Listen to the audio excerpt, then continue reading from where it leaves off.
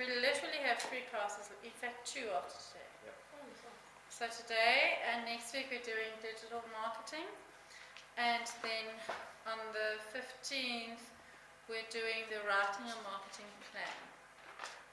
So after all our assignments and realizing that I'm not working with the same group of people who are 60 years old and don't know anything about digital marketing, I might actually start using that lecture next week to recap a lot of the stuff that we've learned in preparation for the writing of the marketing plan.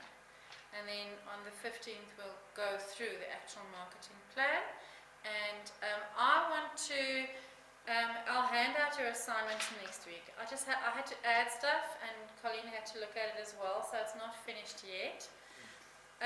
Who will not be in next week's class? Please, I want to tell everybody to be here because I'll have a hat, and you are going to draw names out of a hat for your last assignment. Names of companies. Oh, okay. Because otherwise I get the same interesting stuff over and over, and now I want some different interesting stuff, not over and over. Okay. So there are some companies that are very interesting and that we need a little bit of a focus on. So I am writing down 12 company names, and you'll pick a name out of the hat, and that is the company that you will have to do your assignment. And this is next week or the week after? Next week we'll be drawing the names, the 8th. Okay. So, please make sure you are in class. Let me just make a note of that so that I can remember everything that I have to do. What do you want? And all the names in the hat are the South African publishers? Yeah. Okay. That's like Well, they're in the publisher's directory.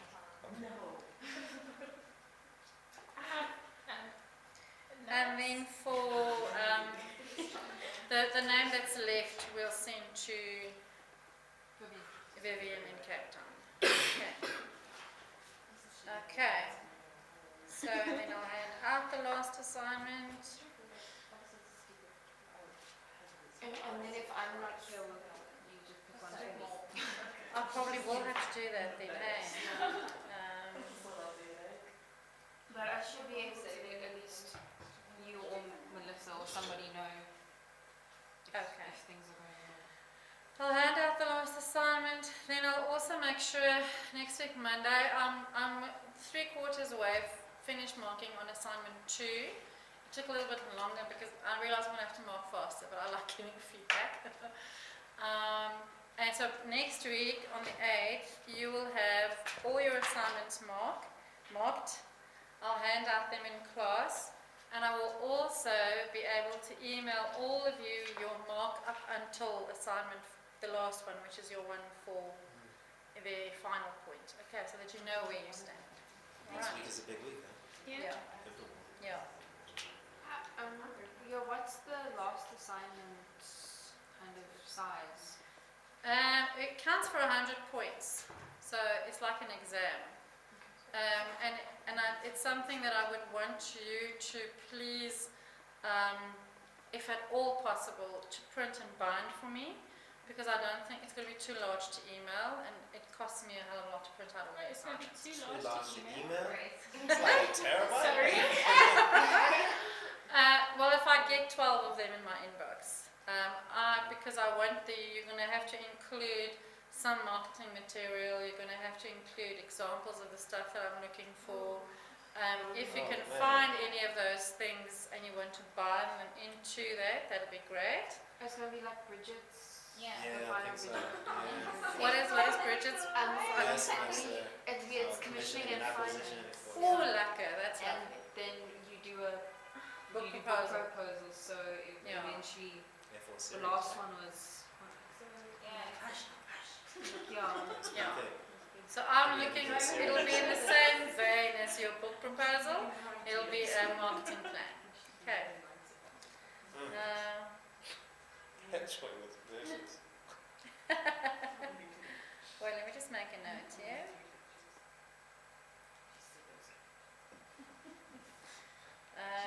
Then I'll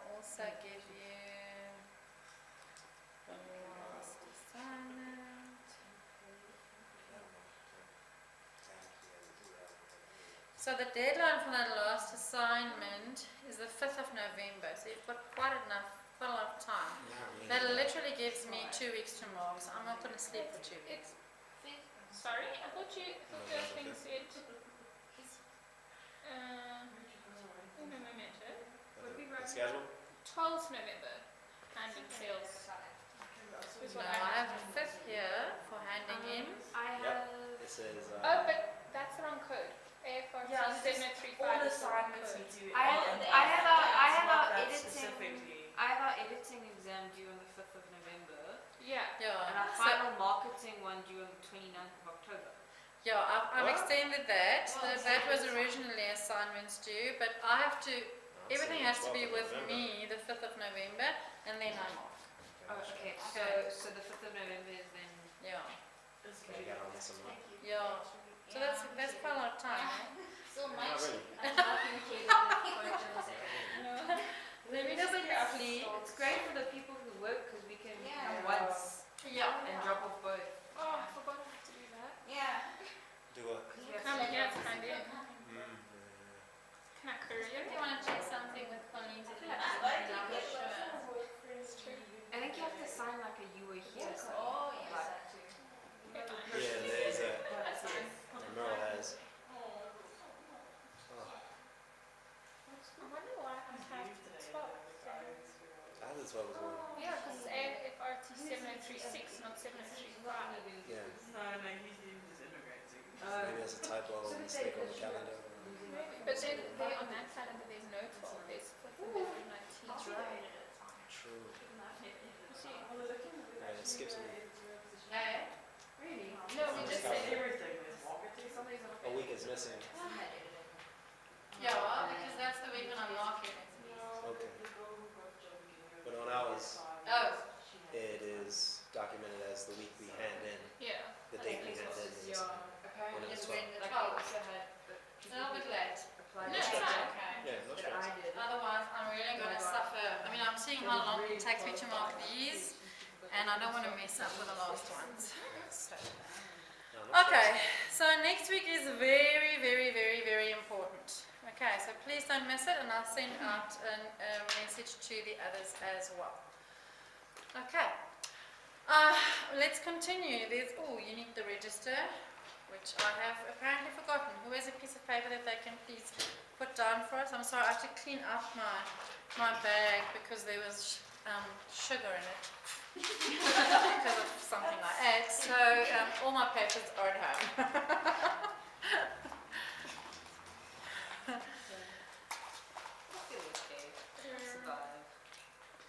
It's what? Name, signature, time. Yeah, just name, signature, and then your name, surname, and your signature. Let's see if Colleen's answered in the meantime. Yes. No.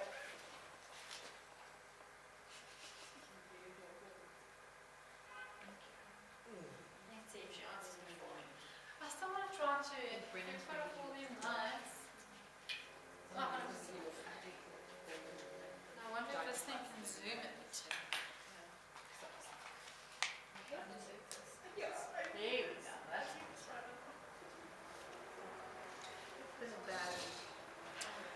That's okay. So, the first thing that we need to do when we talk about digital marketing is to have a proper understanding of what it entails. Very often there's one of two schools of thought. We think digital, actually three. We think digital has anything to do with technology, whatever the iteration of technology is, or we think digital has anything to do with a connection, okay? So if there is a connection to the internet, then it must be digital. Or we think it has to do with anything that's related to social media. So that's always what happens. People decide it's either social media, or it's a piece of tech, or it's a connection to the internet. Is this digital marketing? Yeah, specific? digital marketing. Some people talk about online marketing, some people talk about digital marketing, same diffs. I don't care what you call it, we're going to call it digital marketing because I think digital is an umbrella term for a lot of things. Okay. When you look at digital, you have to realize it's not just tech, it's not just a connection, it's not just social media. Okay. It's all of those things. Over and above that, the one defining characteristic that digital has is that it makes content quicker to release or easier to access. Let's say access. It makes content easier for people to access. And remember, content is the message. Remember, right at the start of our lectures, we said, when am I a successful publisher? When I have the right content in the right medium, in the right format, to the right people at the right time. So content is what we do. And digital allows us to distribute and access content much easier as a consumer, which means that there are opportunities and threats for publishers. That's vital to understanding digital. All right. When you say digital, do you mean digital marketing? Yes, digital marketing. So we're not looking at ebooks now. Okay, we're just looking at the marketing. So, take out from that, it's not just social media, it's not tech, it's not an online connection. It's all of that. Over and above that, it makes it easier for content to be disseminated, even in digital marketing, for your message to be disseminated and for people to access that. How this impacts our marketing is that the expectation from consumers is that you will customize marketing to my needs and you will communicate to me on the platform that I deem appropriate to me. That expectation is there. One more time, the expectation of the customer is that you will market to me what I want to see, so customized marketing on the medium or the platform where I am.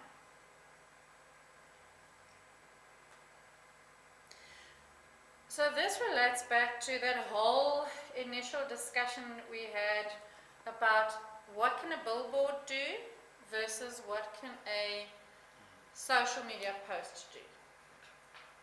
So a billboard next to the roadside will target the people who travel on that road, but you don't know who's in the car. You just know that there are many drivers and there are many eyeballs. Okay, so here I am on the highway and I see a Hisense ad and I'm thinking, oh, I have to buy a TV.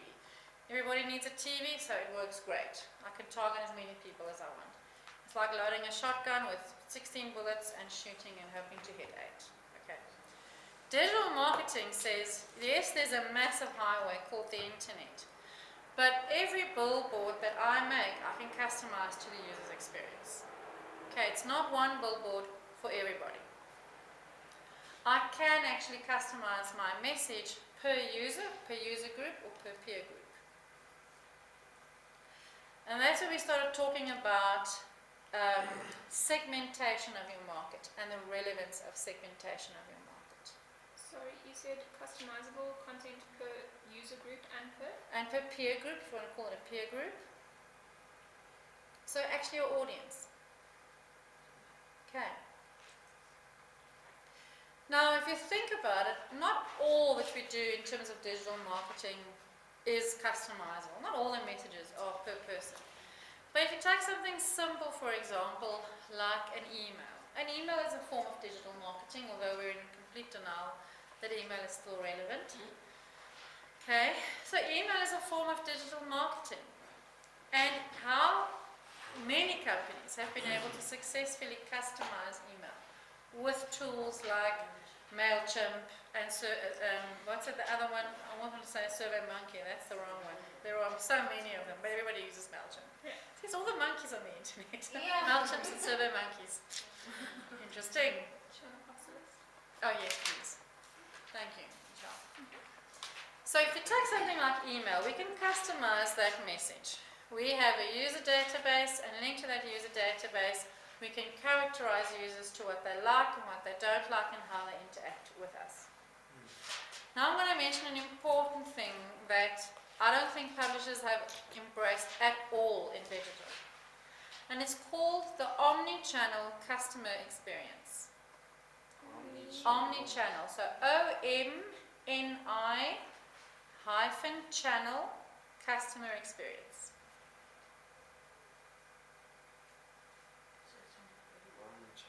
Okay, so what the omni-channel customer experience says in layman's terms is that if I engage every touch point where I engage with a customer in the purchasing process of a product, I collect all of that data to a single place where I'm able to segment and define each customer. It's a little too fast for us Yeah. to So write like, that down. like Lots of a it. database or what is Could be a database. So omni-channel, every touch point that you have with a customer. So what would be a type of touch point? Yeah, what is a touch point? Is this like specifically digital? Yeah, well, any touch point. Call me any touch point. Where is a touch point with a customer? Point of sale. Maybe. Or I don't point know, of sale? Yeah. Yeah. I'm thinking So you're at the cash register. Broadsheets, Hey. broadsheets that they get, or like retailer broadsheets. Yeah. So do customers get those, eh? Broadsheets. Well, I suppose if you get like the community newspaper, there's like. Okay. So let's say newspapers. Let's say printed media or online media. So advertisements. Where else do we touch our customers in publishing? That sounds horrible. But you catch my drift. I'm sorry. I'm so tired today. I think my brain is mush. Right. Back to the lesson. Where do we engage with our customers? Where are the points? Social. We said social. Social media, Book fairs. book launches, book fairs. So everything that we do is a potential touch point with a customer. Okay. The omni-channel customer experience says I'm able to use digital technology, so your typical big data systems, and collect every point where I engage, I almost said touch the customer, where I engage with the customer. I can collect that data per customer, per touch point. Oh, that's very specific. Like, Use digital that's digital special. tech to collect info. How do you do Yeah, you have to say the same one. Okay, use digital tech to collect info at every Touch point. so what would an example of this Touch be? point Or to what I'll is give you an example now. Use digital tech to collect So- info at every touch point. Just of read it every again for me, customer. Michelle, sorry. Just Use read what you digital have. tech to collect info at every touch point. Yeah, for every customer. And then use that data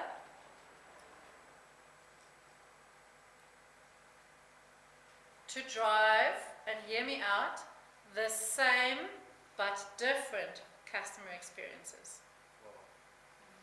So the same one for you, a different one for her. But the hers same is the one. same for her, and a different one for her. Okay. Whoa, So you that's create- heavy though. Just when I thought I couldn't surprise you anymore. and use that Want to get information to create. To collect, what did I say? To collect. Where are you? Just read me the on full every one. touch point from every customer and use that information to create. And use that data to drive the same but different customer experience. That's it. So to drive a customer experience that is the same but different. So it's the Wow, that's same. like- Okay. Wow, so The same in such a system, I'm going to give you a nice example now. Hold on your pantaloons. Yes, you guys are like, I don't understand the definition. Sorry, I just want to see if I can get the internet. My cell phone's just gone flat. We must create an omni-channel customer Wow. experience. Yes. Isn't it the most lovely You're term? so smart at work. Isn't it the most lovely term you've ever heard? That's all I know. We've reached to my So smartphone. companies then Words. would use such a system to learn about each and every individual customer experience Yes. Big brother. and tailor Yes. the content for the individual. Yes. Wow. Isn't it amazing? It's kind of We've not scary. even- Yeah, like, We've not even tried this in publishing yet. Used to learn about every single customer. I'll give it to you now. I'm trying to think of an example. Maybe like No, but you said it. video games There was- or. you Oh, said it. and Use tailor the to- content for the individual. And Yeah. You can get some very, I want to give you nice examples, but there's a very nice Nike one I thought you would enjoy. Yeah.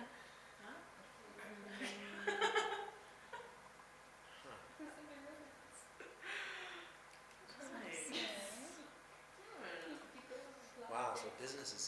Wow. Wow. Lewis, that's so sweet. Okay, That's big business. that is big business. That's big It's business. big business for companies who have the technology to do it. To Just really get it. study, to learn your customers. Yes, I just want to get a nice example. There was a nice Nike one. So in such a system, maybe do I as a company owner know the individual's name, maybe his or her address, Yeah. Yeah, so you know their details. preferred color, favorite Yeah. color. Oh, yeah. So what happens is that once you have that omni-channel technology set up on this side, you're able to create a content message for a user based on all the experience they've had for their brand. Okay. Okay. So the front end of omni-channel. So once you have the back end, which is the technology to collect data from all these touch points. And for a lot of companies, collecting that data is still a physical fill-in forms and someone data capturing it. That's fine. Whatever form you have of collecting the data at the back end. You then use that data or information to create the right messages and content for each consumer based on the experience Got it. they've had with your brand. So it's like your experience on YouTube or Yes. the advertising Yeah. found on Facebook. Yeah. It's kind of like Except- tailored for you based But- on. Except, yeah, this is not like where you fill in a bunch of forms and they do an average of this is what people liked. This is when they literally, it's everything you've done. and Everything you you've liked done. as an Everything you've individual. done. And that your brand experience, and this is vital, is that your brand experience, irrespective of channel, medium, form, is the same thing for you as a customer.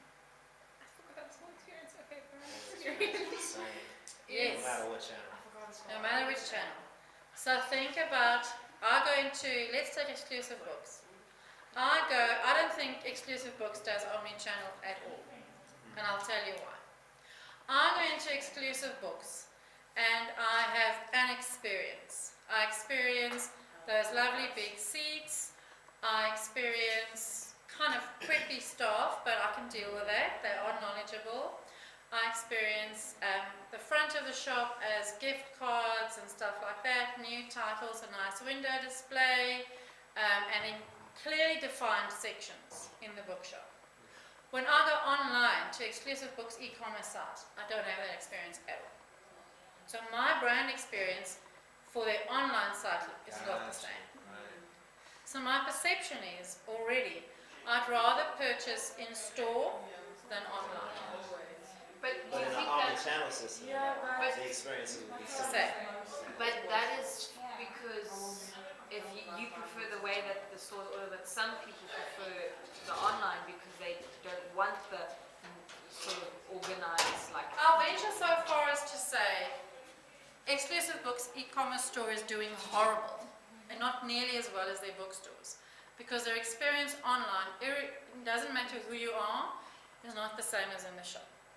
So if I take my dad who's 76 years old, he will purchase online. He's purchased other stuff online with great difficulty, but he has done it. He will do it. But what happens in the bookstore? He has someone he can ask. He's looking for this book. What happens online in Exclusive Books? I've rarely used that ask me because that person never knows what I want. I didn't know How that do you you- asked me. I always just type in and look what pops Yeah. up. And How do you replicate an experience in That. digital space? That is the question. So what happens, for example, yes, sorry. Well, I was just wondering, like, while we're having this discussion, in terms of, you know, the questions you get asked online, like, what other books in the genre have you Yeah. read, etc. But, you know, I suppose when you're in the shop, you'd find it a little bit invasive if one of those preppy staff members were like, sorry ma'am, like, what, you know, I'd be like, shut up and just bring my books. Like, True. you know, so I think it's And it's that's quite a where learning the for them to- differentiation per customer comes in. So for me to know, for me as a letter on the brand, I'm exclusive books, to know you like purchasing online because you don't like that experience. But, how But are the you going to know? experience must be the, s- Yeah. the brand values, the heart that the brand brings to me has to be the same across channels. And it's Right. not, I don't think it's for exclusive books. I don't have the same brand values that I see in a bookshop. Exclusive books is a physical store, I don't see that online. do you think it's maybe because exclusive books has, I don't know, that certain sort of, I want to say like the lightwood feeling, like it feels a certain way, but then when you go online, it looks like every other, like it looks like Amazon. I agree with you, it Maybe looks they like want every to, other maybe thing. they actually want to differentiate their in-store versus their... Maybe that's their Maybe, I mean, strategy. but- I don't think it's good because then you don't actually Yeah, upsell This thing, between channels. this thing polar right here. Although it is, yeah. Do you understand? So if my brand experience of exclusive books is different in store than what it is online, I think it's a negative thing. If it's their strategy, fine. I don't think that they are using the opportunities then for them. But so on the back end of omnichannel, you want a system that can collect user data so that you are able to give the same but different messages. On the front end, you want to make sure that that content that you share over social media with near-field communications like Timberland, with WhatsApp competitions, with a website, that brand experience that I have on the front end and the message that I receive is the same across all the touch points with the customers. Now this begs the question, and we've talked about this the whole semester through. How important is the publishing brand? Right. I think it's difficult because a bookstore needs to sell to the main public, but a publisher, I suppose, when you look at the value chain, it tries to sell to the bookstore. So they. So it's easy to drive omnichannel as a brand like Nike, for example, because you sell shoes. And Nike is a big brand, irrespective of who markets it at the end of the day or which celebrity wears it. We know Nike. I've just been finding that more and more that the publisher brand is almost irrelevant. And it's I find it quite upsetting. Yeah.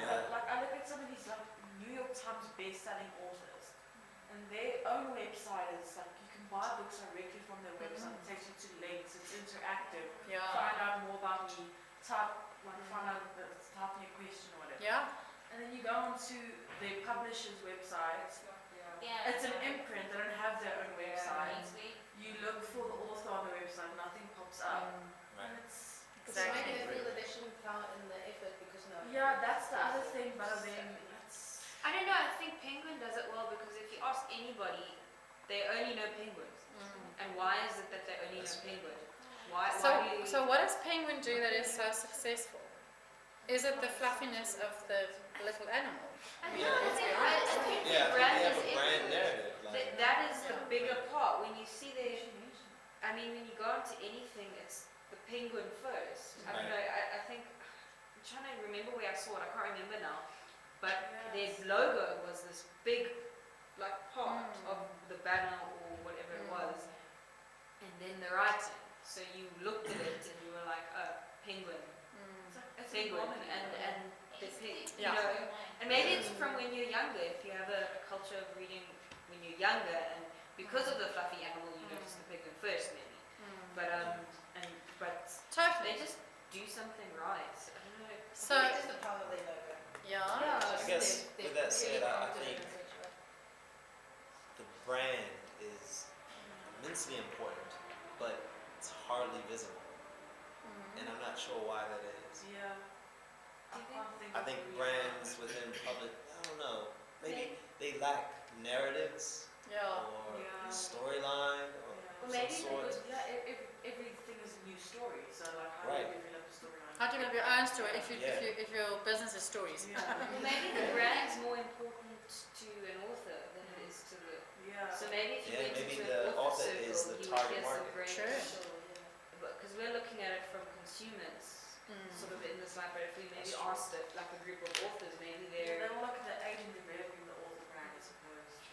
I use that in my assignment as that authors can influence the brand of the publishers within like the author Yeah, that's- circle Yeah. for like their. Oh, and So I think it then I think gives an opportunity for a single publisher to realise a gap in the market that actually there is a space Yes. to and Yeah. if Penguin realised at first Yeah. they could like be even bigger because I think there is a space for publishers to establish things. So if we just looked at digital touch points, just let's think about this, all the digital touch points that a reader can have with a publishing brand. What would that be? Publishing store online. So the online, the e-commerce store, Yeah. Social media, YouTube, Facebook. social media. They don't do that like on Instagram where if you go and you look at a book online, they don't have that technology that when you go back on your social media that book pops up. I think Right. I was buying a costume once and I was looking at it on the website and then on my Instagram it popped up and it said, "We saw you looking." Yes. And that same like costume. But if we did that with books, Exactly. I think it would be I just mean, as same successful. customer experience. Yeah. Except maybe if they did little excerpts of the book Yeah. instead of Yeah. maybe Yeah. pictures. So what happens there in e-commerce for that to be picked up? Do you know? What the So that it picks up and you're looking at costumes. the algorithm, but I'm not sure how they link to. So, I don't know how they link the multiple That's sites right. So together. if you're on an e-commerce store that's worth all their gold, what they do is that they link a search to your IP address. Oh. And then if they're especially Google AdWords, and if their SEO is well set up, then they are able to push other notifications. So that's why the cookies are irritating us so, because we're allowing cookies everywhere, and cookies means we're going to get more marketing, I'm warning you. So then they push, based on your IP address, they then push to you other search based on the search engine optimization that the other websites have. So it's going to happen more and more. Except if you completely live like a hermit under a rock and not expose yourself. What's the line between that and the Data Protection Act? Like what is? As long as they're not collecting personal information, But how do we know that? But they are. no, they're not. Is it So, IP address? so you have to. How personal is an IP address? I mean, Can't you it trace gives me my on the location. IP address? Yeah. You can trace me, but I can move around. But They you don't can- have your. No, but then again, that maybe is from the idea that you're separate from your computer. But if the world is becoming more and more digital, Yeah, you are not separate. everybody has a Regardless, phone. it doesn't matter where you are in the That's world. It right. matters what's on your computer. So on your mobile. Ah, So that's why there's a big debate around allowing cookies. When you search on your website and it says allow cookies to continue search, and then if you say no, it says then you won't see all the information on the website. Yeah. Okay, so we're as consumers, we're kind of forced into allowing cookies and allowing them to be able to trace us. But we've Very always happy about had those things like when you have to accept the licensing. Yeah, but terms and agreements, if you- conditions were fine because terms and conditions were saying this is who we are and you come into our space and we're very friendly. Cookies are saying we know who you are and we're going to push we that. want to know more. Yeah. Hunt you down. Yes. Yeah. Okay, so let's just go back to the point. We have e-commerce, we have social media. What was the other one we mentioned? There must be more. a touch point, digital. Your touch point. website, your company website, and I'm going to put company website separate from e-commerce because not all publishing houses who have a website has e-commerce, and there are publishing houses who have an e-commerce site and no website, like Amazon. They only do e-commerce, and you just happen to be able to publish with them as well. But their link to their publishing guidelines and all of that is actually just part of the e-commerce site. Now you can go one step further and you can say any technology related to the marketing of goods and services we can include here. So things like WhatsApp competitions. Gee, I have to show you that campaign. Just give me 1 second. Now I have to think nicely. I was at, what award was I at? The International IABS Advertising Awards 2017. Here we go. You make me so bad, you can't remember if you did something else. That's me all the time. Like, I just hear so language and wants to be done something. No, but I don't even remember that I forgot something. I don't even remember that there was something that was said that I'm missing. I'll literally be writing it. I'm just going back like, yeah, that's not. I know, like, I was wrong saying this, and I was like trying to finish off my own line, and So I I have a person on my That doesn't make sense. Yeah. Is it possible to have an omni-channel customer experience offline? Definitely. Definitely. Because omnichannel just says whatever method you use, make sure that your brand values, your brand as an entire entity is the same no matter where I am. So let's say you had a retail shop that sells clothes and you didn't have a website, you only had the shops. Making sure that the brand in that shop, and if someone, let's say, called a call center to return clothes, is the same experience, the same brand experience. Online shops. Yes. How do they do the same experience? So what if it's just an online shop, it's probably not important for them to do. The thing is, for publishing, our product is still very much physical. Yeah. And we tend to look at physical and digital as two separate things. We're trying to merge the customers, but I don't think publishers are, I don't want to go here, I want to see the 2018 winners. Maybe you know it. So there was a campaign from one of the companies who won the Digital Marketing Awards last year. They did a WhatsApp mini-series. Oh, Yeah, I have to show that to you. I think it's this one, King James. Sure, I wonder if I can link to that. Yeah. It was bloody brilliant. Yeah, so this is bookmarks. So this is Digital Marketing Awards. King James, let me just copy that. This is also where they had the KFC Stories one, remember that? Share a story, I never even knew that. So King James Marketing Agency.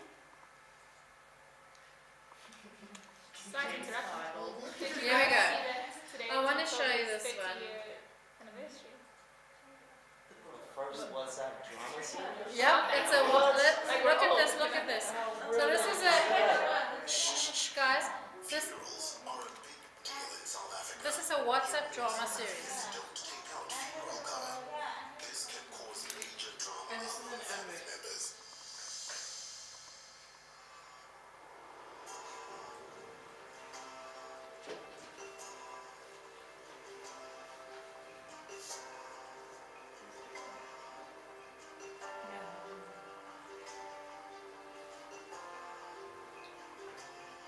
To illustrate the tensions that come with not being covered, we created our own drama, which played out in an unexpected place. WhatsApp is the most popular digital platform among our audience, where more and more family conversations are taking place. We launched Ukshona Welanga, an original South African WhatsApp drama. Our audience was invited to follow the Langa family in real time.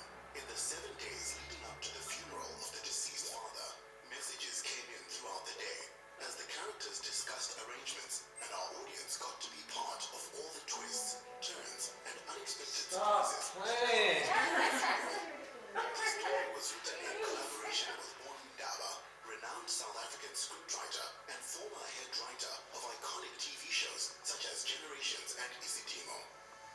some of the country's best-known actors took on the roles of the family. To make our drama even more gripping, we made the most of existing WhatsApp features, including photos, film clips shot from the character's perspective, and voice notes. The man who was buried today was my dearest friend. We also launched a promotional campaign to build an audience through traditional media, social media, and PR. People follow this drama, eh? Sanlam managed to give consumers first-hand experience in just how complicated planning a funeral can get. That's so cool. It's like you're flying. Best photos ever. I like that. No, it's like you're flying. Yeah. Cats Actually, are added to using it. their imagination. I think that's pretty brilliant. So then, how did you ask to join it? And they Yeah. sent you a. Well, let's see if we can, because that evening we were at the awards ceremony, my mouth was just hanging up and I was like, huh? Huh? What is this? US moment. I think it's so cool that the actors it's like almost like method acting. Yeah. Let's see, maybe this one gives us some more information. You're gonna go back to America and be like South Africa.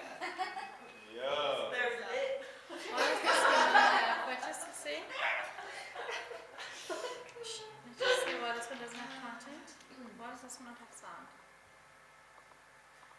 You see, so there they gave you who the family members were. Let's just see if I can get another one that has a proper sound.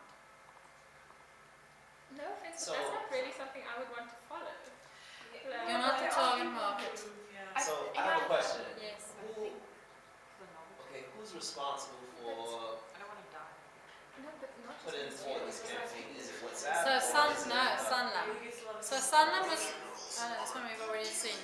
Sunlam is the client, and Sunlam's advertising company is King James. That's the advertising company. And so What is Sunlam, their product? What do they sell? who? Sunlam. They do insurance policies. Ah, here's the Yes. Oh, okay, okay. Hence the funeral. Oh, that was such a good one, and now I can't hear it. Let me just see if no. Oh, My grandfather man. worked up. I'm so impressed because I could send him photos. No, it's the same one. I don't know why that one doesn't have any sound. Maybe there is a. Yeah, no, this one doesn't have any sound. Like he wants all my conflict photos. So he's like, oh cool, you like that was so easy. Just want to see there's another one. Damn. So here's an example where a campaign meets the expectations of the customer. That's right, yeah. Millen actually to put together this dictionary, and Oxford then said they'll back them with the necessary finances. So they sent out via press releases, bookmarks, little sheets of paper to librarians. They sent out these notices so that people could contribute to the Oxford English Dictionary. So just to show you, even in the 19th century, we already did marketing and we already did collaborative writing. It's not a new thing. It's crowdsourcing. Technology, crowdsourcing. Technology just made it so much easier. Generated content. Yeah. So if you think about it, the Oxford English Dictionary is user-generated content. So I thought that was the most amazing thing I read this weekend, and I thought I'd just better share it with you. Okay. Now, if we look at authors, what can you remember Talita said when she was here to lecture? What was the one thing she said about authors that stood out to you? They can be troublesome. Hey? They can be troublesome. They can be troublesome. The ones that are the most famous are the easiest to deal with, but the little ones are the biggest nightmare. Absolutely. And I've noticed that it's very, very Is it? So who are your favorite authors? Hannah. Lewis? Sonny Patterson. What does he write? She write? She is a poet. Oh wow. And performance artist.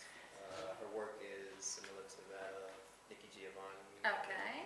So you might use her in your assignment 3. Maybe. Yeah. Levo, your favorite artist? Your favorite author?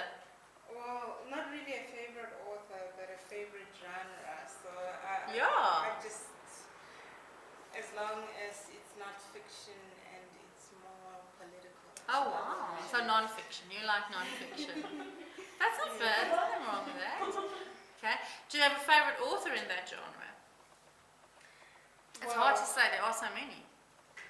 The only thing about people that write those books is that they don't really continue to write. For instance, you have Rudy Kabi would probably have like 2 books, 3 books. So it's not people that write all the time. That is a good, interesting point. Yeah. I want to encourage you to use that genre when you do assignment 3, because I think we could get some interesting knowledge out of that. Because how would they be involved then? Maybe they are very, very public figures. So there is already some level of involvement from them without them necessarily even hosting one online chat with any readers. They're already involved. Yes, it's like even their books, by the time they come out, everybody's waiting for it. Okay, that's interesting. Pauline, do I have the names right? You must please help me. My brain is fish-based after. Locally, I'll go with Zex and Dan, Oh, wow. and internationally, Jodie Pico. Wow. Oh, but she writes such sad things. Yeah, I know.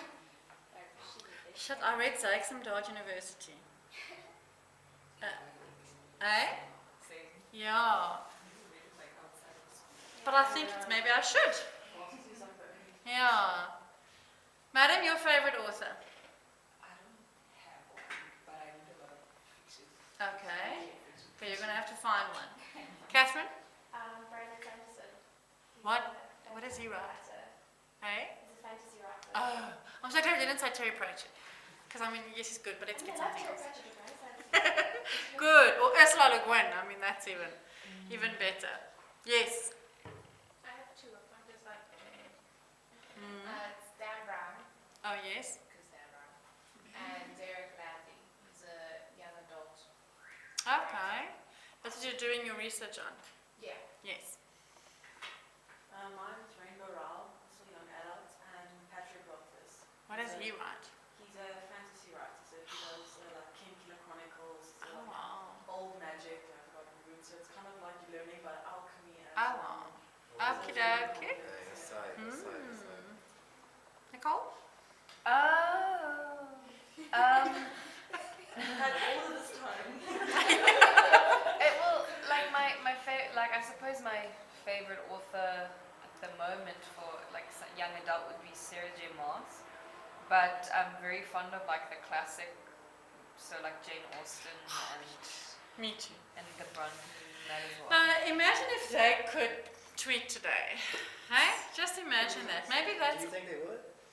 I think they would. I think Jane Austen would be. I totally think they She'd would. be like calling out people on like misogyny Yeah, stuff. she'd be I like, can Absolutely. imagine Walt Whitman too. she'd be like Hey? Trump if I you can imagine hide your Walt Whitman. prejudice. You Walt will Whitman. Like besties. Yeah. But I do think someone like Jane Austen, even Charles Dickens, I think he would also tweet or have a website.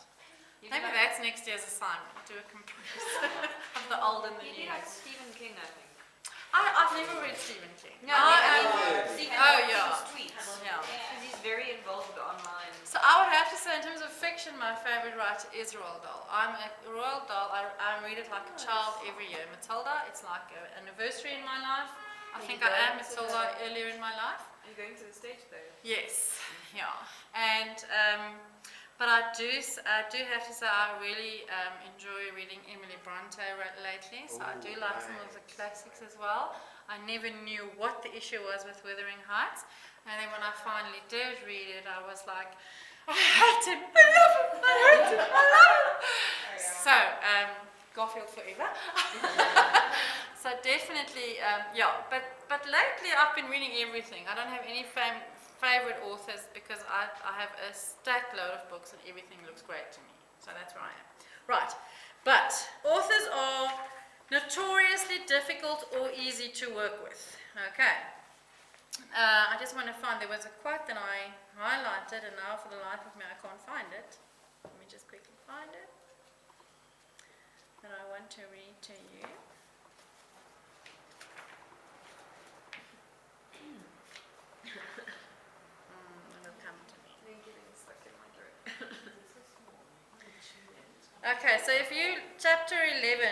on page 283 where we start. It says there, one of the remarkable developments over the past 5 years has been the rise of author involvement in marketing. As you say, if we had to think about someone like Jane Austen, would that have been possible previously? I don't think so. I think the whole concept of collaboration in business is quite new. And one has to keep in mind that those female authors also wrote, and they were already an enigma because they were female writers. So they really struggled to get published. I mean, who wrote Little Woman?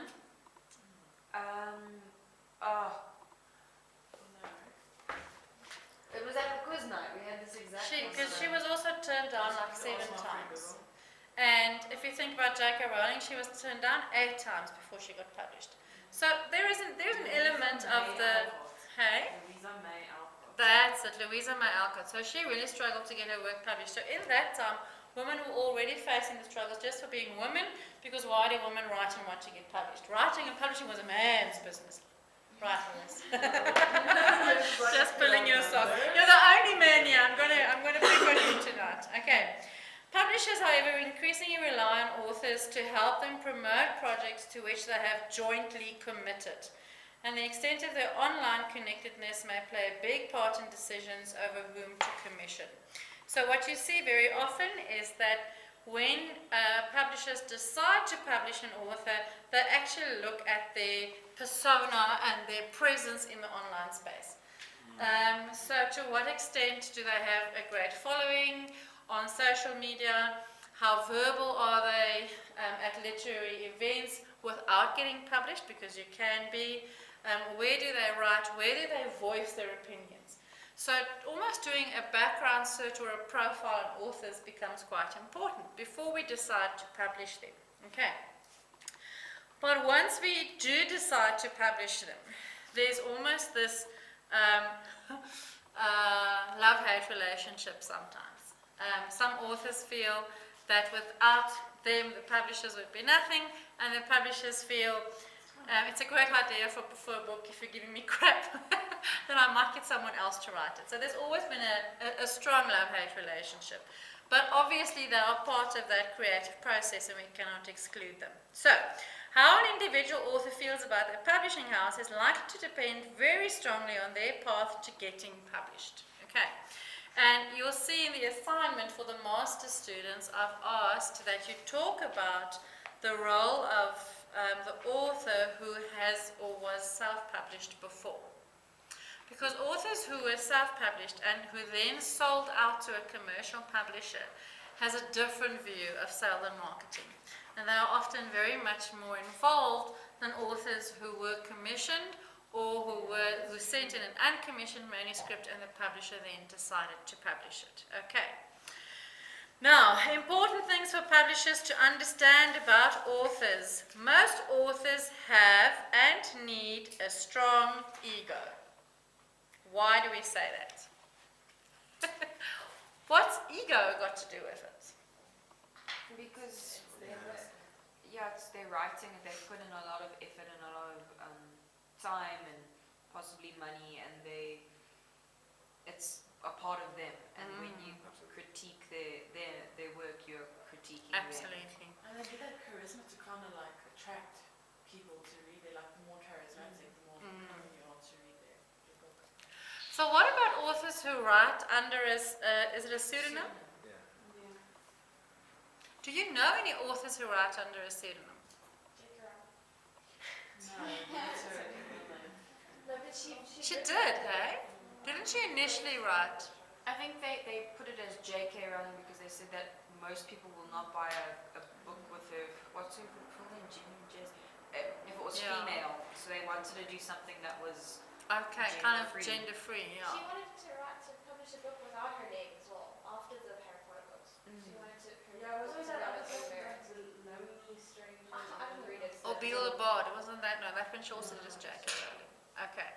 So think about, for example, authors that pseudonym. What I can tell you from being a publisher myself, that's probably the hardest job as a publisher is working with authors, because they want to hear the whole time how fabulous they are. They really do. At the end of the meeting, You're really tired of smiling all the time. I know you can do it. I really know you can do it. I know this is very hard for you. That's what you do the whole time. So there's a yes, the ego is important. Yes, they've invested a lot of work into this. And there's a very fine balance between making them feel important and valued and aggravating them or making them feel that they're not important in the process. And when you are a publishing intern at a company, to have that sensibility towards who the authors are, and each of them will have different sensibilities. And you're a good publisher when you understand different sensibilities and if you know what their needs and their likes are. We did a big exercise once at Pearson where we actually profiled our authors. So we did all the biographical stuff, name, surname, were they married, how many kids did they have, in which grade were their kids, where were their kids studying. So the whole idea was if we understood the authors better, we could to a certain extent meet their sensibilities and go beyond. Because they want to know that. They want to know that it's not just, you're giving me content and we're going to make money off the content. So managing that ego is extremely important. Okay. The second point there, authors are often socially isolated. Yes or no? Let's discuss.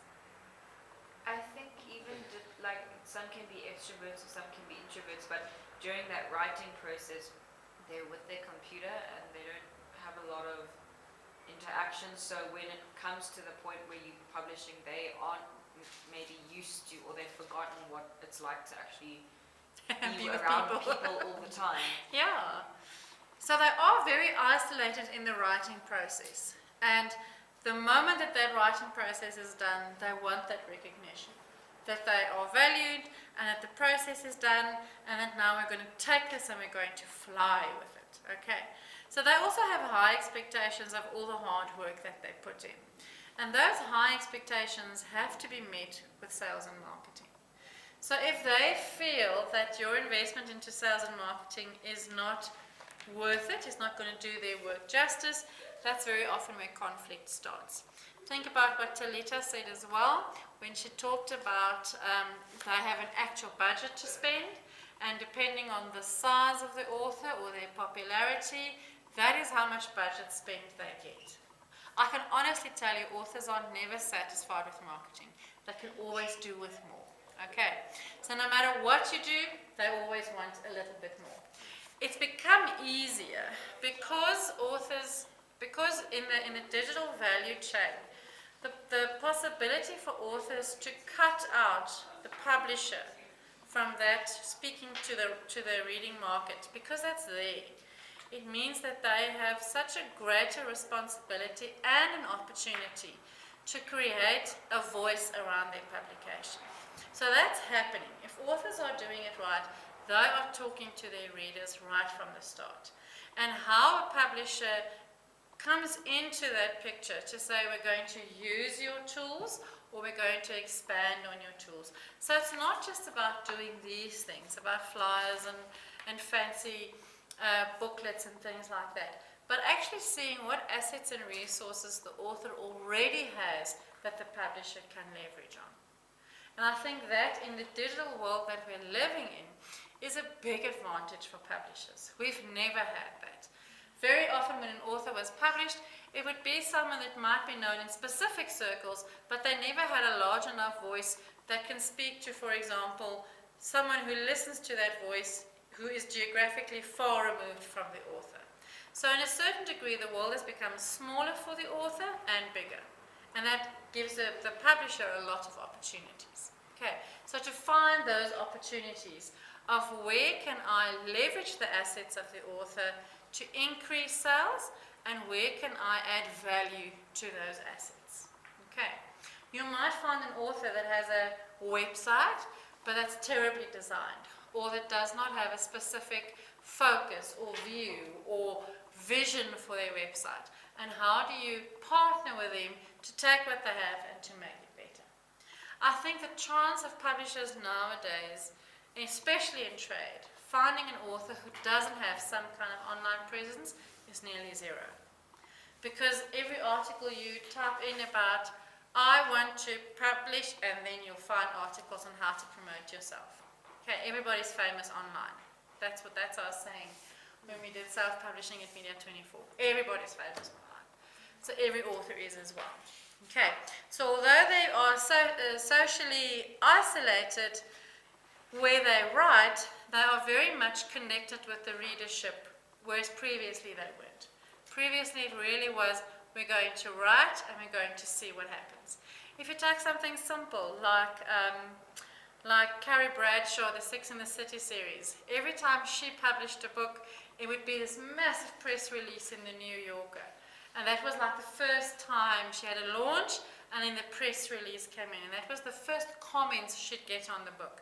And then people would start buying the book, but there was very traditional methods. Whereas now, authors can talk directly to the consumer. They can even give them parts of the book already to look through. And the popular authors like doing that. They like saying, well, I'm not going to wait until the book's finished. Think about The Shack that we used as an example in the first lecture. I'm going to make parts of this book available for free and hear what my readers would like. Do they like that? So the author has a big role. Yes, they're isolated, but they're also not isolated. They have a great opportunity to speak to their readers. Authors are over-concerned with their own work. Really? Yeah, most naturally, right? Yeah. Absolutely. You're all overly concerned with your own work and you just write academic essays.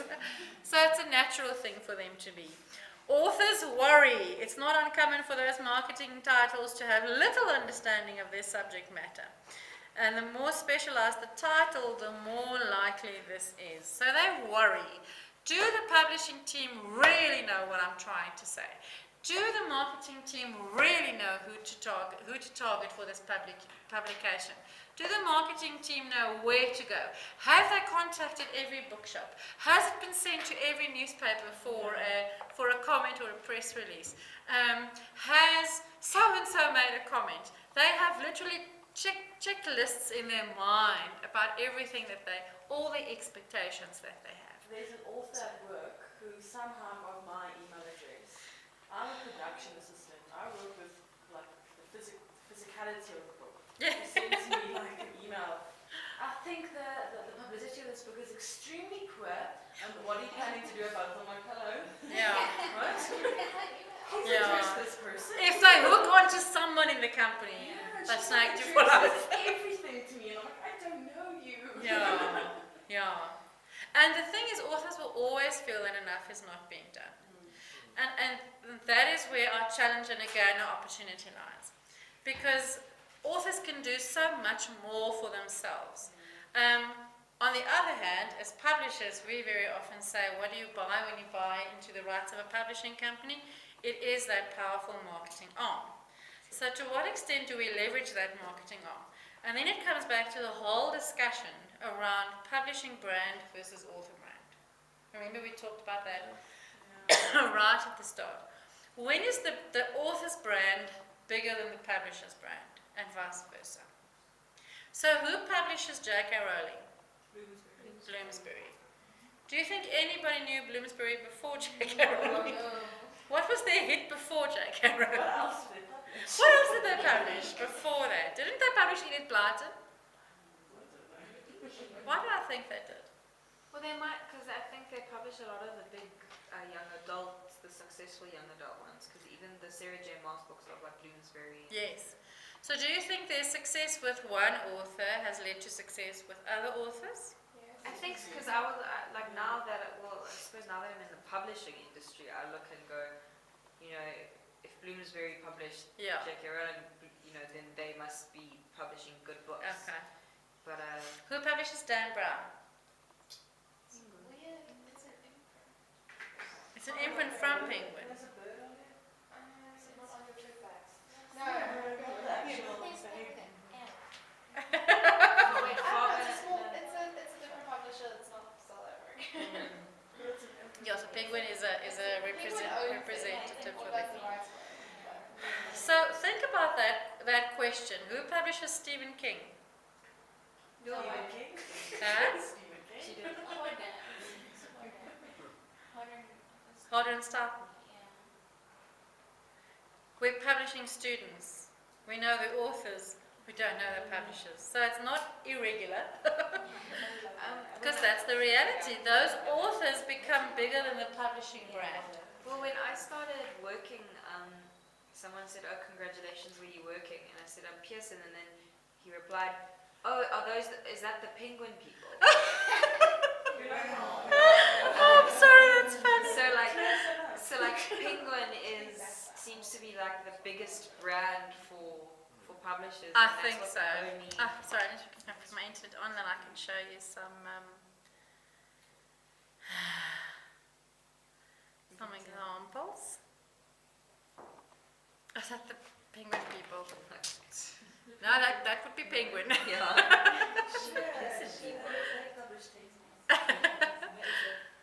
I wonder, let me just get down. No, I'm sure it isn't.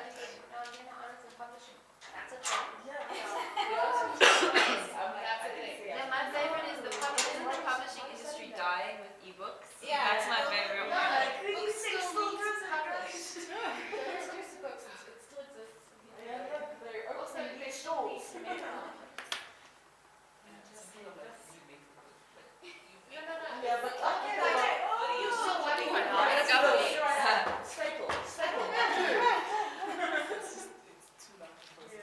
We're so afraid this thing goes off today.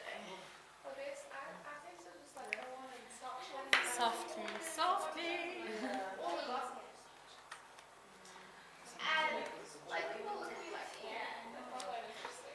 This is so interesting. This all the I used this publisher, then they had to change because the wife said this. And then once you do it, Okay, I'm gonna test your knowledge a bit. Okay. there's more than one thing in it. There's a lot that goes into publishing, guys. So, the J.K. Rowling is best known for? Good. Just testing you on number one. Stephen King, what was his best known book? It's all The Shining. The Shining, 1980s The Shining. That later became a... let's see if you remember. Oh, you can't see! So there we go. George R.R. Martin for Song of Fire and Ice. for Game of Thrones. And what happened with Game of Thrones? The series outwrote the author. Yeah. Yeah. So he can't even keep up writing anymore. He's now got 2 writers assisting him. So if you buy the book series, I'm sorry, It's not really it's not. Oh my goodness, the chair broke. I'm not that heavy, am I? No, you didn't get the broken one already. I don't know. There was a broken one already. I think it might be the broken one, but I'll just sit very quietly. Okay, then who do we have next? E.L. James. 50 Shades. Yes, and what is 50 Shades? Fan fiction. Fan fiction. Based on? Yes. Yes. Fan fiction based on Twilight. 84 million views for that trailer. Heavens. John Green. All of the stars. Hey? Let it snow. Turtles all the way down. All of the young adult fiction. The Fault in Our Stars. Is there anything that he writes that doesn't have anybody dying? He has a really good YouTube channel. He has more than 3.42 million Twitter followers. Wow. And his brother Hank Green. That is odd. He is an odd person, it seems. Oh, Nicholas Sparks. Romance. So good. Romance. Breath of Anything with an Isn't it attractive the guy. Notebook? The Notebook. Milton Boone. You say what? Who has not seen The Notebook, the movie? I have not. Rachel is pretty. You I have to actually see I it. watched every Nicholas Sparks except for The Notebook. Oh, he's very... I mean, look at that face. He's like just an author to sell. Right, who do we have next? Gillian Flynn. Yeah. Gone Girl. Yeah. The movie, 8.5 million copies of the novel sold by the movie's release. It's okay. It's amazing. Okay, who we have next? James Patterson. What's it, the Jake Ritis, something. Jack Wright, yeah, Jack. Jack Reacher. Jack. What does he do? His Something new with one is murder. he's got the President's Missing, that's his new one. So they say he's best known for Along Came a Spider. He's the one that Talita said is so easy to work with. Yeah. Okay, so number 9, Michael Lewis. Nope, Lewis, who's that? Not Michael Jackson, Michael Lewis. I have no idea. Moneyball. I don't know him. I know that movie, it wasn't Matthew McConaughey. Yes, could be. Or was it Brad Pitt? One of those two. Laura Hillenbrand. Do we know who that is? Seabiscuit. She wrote Seabiscuit. Wow. And Unbroken. Sure, and Unbroken. Did that also have Dennis Lehan. Mystic River. I don't know who these people are. Susan Collins. The Hunger Games. Okay, so this is a nice, I'll send you this link because I summarize their social media as well. Matthew Quick, Silver Linings Playbook, was also a lovely movie. See how many of them became movies. Diana Gabaldon, Outlander, Guys, seriously, one of the greatest books. David Graham, The Lost City of Z. I had the book in my house for Where's his and head? then I watched the He was eaten by zombies in The Lost City of Z. Seth Graham Smith, Abraham Lincoln Vampire Hunter. Oh my. Hilary Mantel, she's the only 2-time winner of England's prestigious Man Booker Prize. Wow. What did she write? Wolf Hall, which is also a series now. Wolf Hall. Ken Follett, Pillars of the Earth. It's wonderful. Do you know Ken Follett? Nope. When you call yourself sci-fi readers. Nick Hornby, Sci-fi is not fantasy. About the Boy. Nathaniel Philbrick. Martin said, I know him. Okay. Yeah, so there's all the nice ones. All right, we're going to look at these websites now. There was a point I'm trying to make here when we look at these authors. We see the authors, we might see the movie, we hardly ever see the brand of the publisher. I'm going to dare to venture to say if you ask anyone who publishes Game of Thrones, they're going to say HBO. Absolutely. Because HBO has taken over the series and they are also the ones who create the merchandise along with the series, not the publisher. They earn all the rights. They own the rights. Okay, so subsidiary rights for authors can be big. And I think every author thinks their book is the next Harry Potter or the next, everybody thinks that. And the moment an author tells you, who's your target market? Everyone. No. Okay, and every author will say that. So they're over-concerned with their own work because they think they're unique and they think they have a special voice and a special story and a special book to publish. And that is where the curation role of the publisher comes in. You have to look at this and you have to decide, is this really valuable? Does this fit in with my publishing list and our core business functions? Does this fit in with where we see the zeitgeist of the reading market go for which we are publishing? Does this fit in with our target market or audience which we aim to target? Or, remember the Unsoft matrix, is this a new product for a new market who we've never ventured into and we made some profit last year, we can throw some money at the problem? So as a publisher, you have to make decisions on whether you tack on an author or not. But every author will come with the same issues. Okay. Did you get that, Mr. Lewis? I see you've got a question. Authors worry they will probably underestimate your role or overestimate it in her case. She's in production, but she can sort out the public relations. Okay. They don't know what to do. I remember when we at Van Skyke Publishers, we had a publisher's pack. And in that publisher's pack was everything you as a publisher had to discuss with an author once you kind of agreed to work together.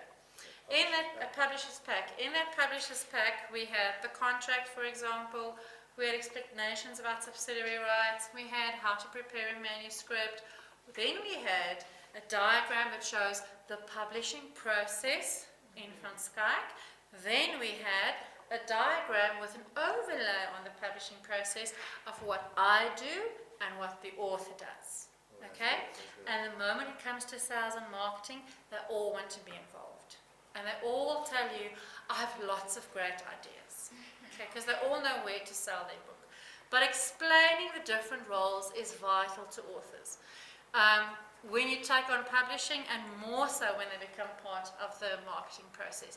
And drawing that fine line, where does the author publish their voice, especially in the digital environment, and where do we publish our voice? Where is it the author? Where is it the publishing house?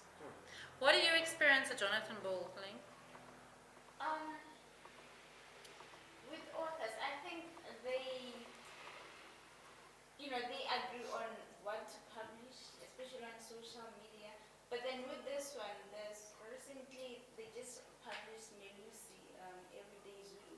Melusi had the Facebook page with all the content in there, so he decided to publish a book after the Facebook page was created. So with that one is different because already the page is running, and he constantly posts Zulu names and explain what they mean, and that's what the book is all about. So Fantastic. yeah. So the social media and the book become almost complementary to each other. So already they have that thing of Melusi is already posting this, and the book also Has it. That's very and good. with other authors, they have Do you think it's harder to use social media as an author when you do non-fiction? no. I feel like it's even better, especially if it's non-fiction. It's already out there. I want to know more about it and get me there. So fiction authors might focus on storytelling, and non-fiction authors will focus on rendering facts, perhaps, or dialogue. Maybe. dialogue. That's nice. Yeah. So each of the authors have different roles. Okay. They will probably underestimate their role. They probably earn less than their publishers. Probably. Really? Is there a case where an author earns more?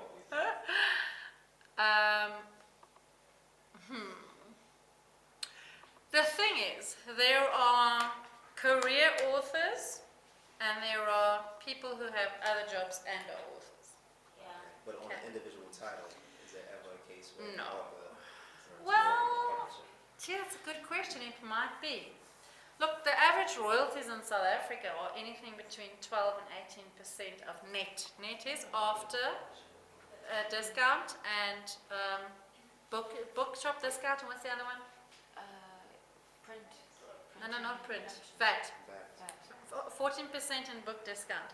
Then you can take off production. We can do a long sommetjie, but it's not a lot, eh? But what happens now is that authors would rather take less royalties but retain rights. So I would say 10 years ago, authors were fine to give rights because there was a clause in the contract that said the publisher will do everything in its power to exploit those rights, and it was a horrible word. The idea of exploit was to do as much as possible with it, and then authors said, I don't like that because it's my work. I want to retain the rights. So authors are willing to take less royalties but retain rights so that they can do what they want with it. And I think in that sense, the relationship between the publishing house and the author is even more important. So publishers will negotiate for better royalties, but I don't know if there's ever been someone who made more money than their publisher. Why are we in the business of publishing when we're an NGO? What would happen in a situation where there's been an upfront payment? And, Yes. Then you pay more, but you don't sell as That's true. That's true. So if you do a commission-based fee, we commission the book, let's say for 200,000, we pay that 200,000 rand to write the book, and then the book sells less, and the publisher actually loses money on it. Yeah, so that can definitely. Okay, how to work well with authors. The first point on page 287 is educate them. Absolutely. That what I was talking about now, the publisher's pack, it's crucial. Educate them on also how you work internally as a publishing company. How do we do sales and marketing? Why do we do sales and marketing like that? Comprehend that your book is a puzzle piece in the bigger picture.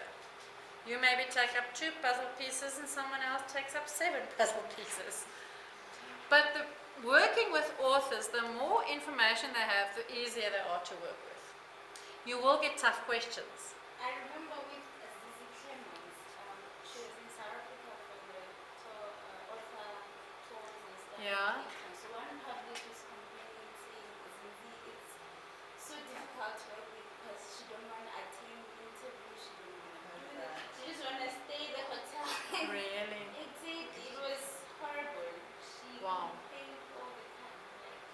Like, what did she expect? Yeah. She has to promote the book also. Exactly. She has to attend the scheduled interviews. Exactly. Isn't she contracted to do that? Like she kind of has to do it. She can't just not show up. Exactly, so she was like, I'm tired. I don't know.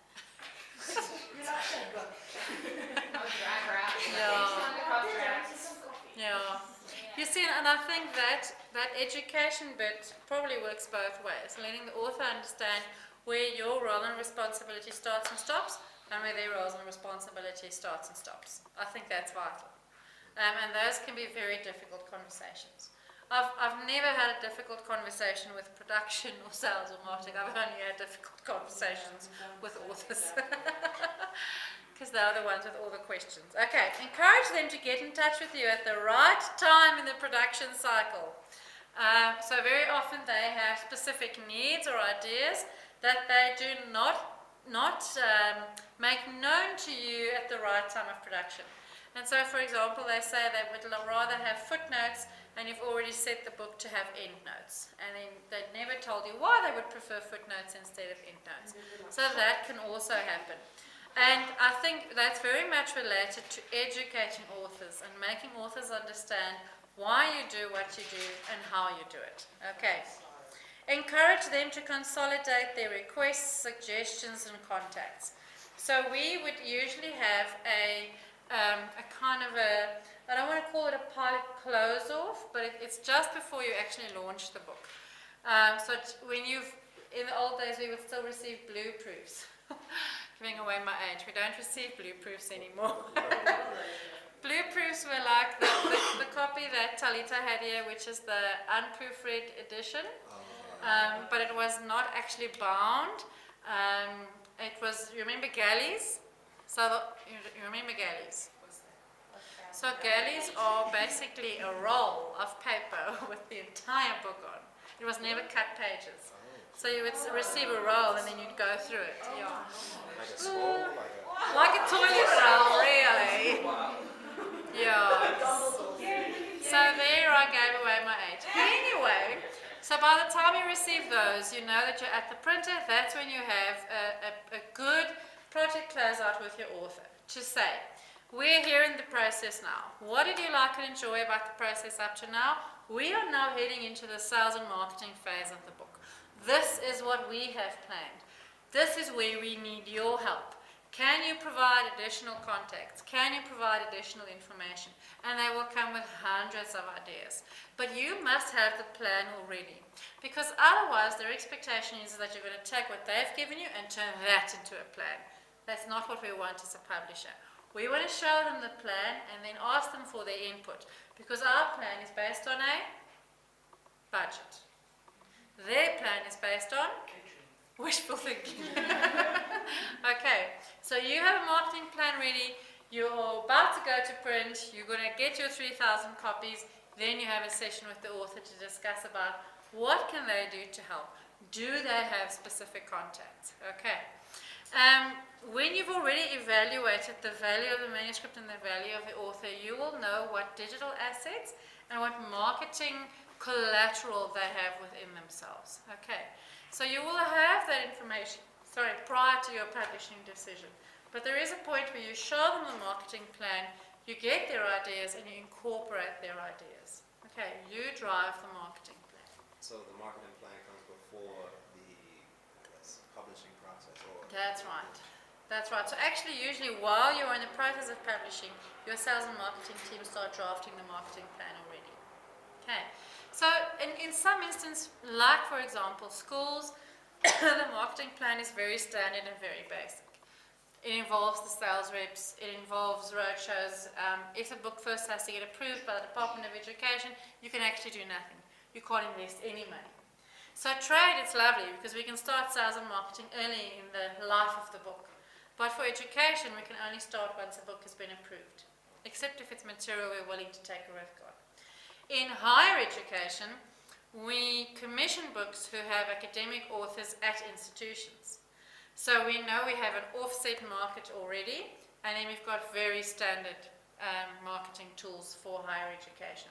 The sales conferences, the new book notices to bookshops. And the thing is, what I'm trying to get across is those touch points are not just where we sell them a product, but where we can market to them as well. So when you look at omnichannel and when you look at digital marketing, I mean, it's actually, it's for me, it's kind of sad to think that something as innovative as this is being done by a financial services company. I mean, it's very creative. They wrote a script. This is our business. We do writing. We are creative. Imagine, for example, if any publisher took this idea and they, for any new novel that is getting released, they do that. Or you could even make it much more, even for like a tertiary education market, to have like a campaign around Fees Must Fall protests and how students engage with each other, and then how, I don't know, not necessarily a book, but you know, the prices of books are coming down or something like that. So you see, it doesn't have to be just to market the content, but even to market the publisher or a thought or an idea like that. So how do you make the public aware of a campaign like this? Marketing, marketing, marketing. So they did marketing on WhatsApp. They did marketing, Sanlam marketed this on their website, on their social media. They went to specific bloggers who talked about financial services products. They got their, what do you call them? So they're brokers. So Sanlam will sell you a policy directly, and they will sell a policy through one of their brokers. They got their brokers involved. A broker in our value chain is a publishing, a bookstore. So get the bookstore involved. That's a bookstore is basically a broker for our content. So it's quite easy to take this case study and draw a possibility for publishing. First you and then you. Just so many things to say about this. Yeah. The first thing is there's a little bit of a resentment, I would say, around WhatsApp. Yeah. Just, you know, the people that I'm talking to these days, because Yeah. on this kind of line. Sorry, let me just, suddenly we've got video. Wait. Shush, play still.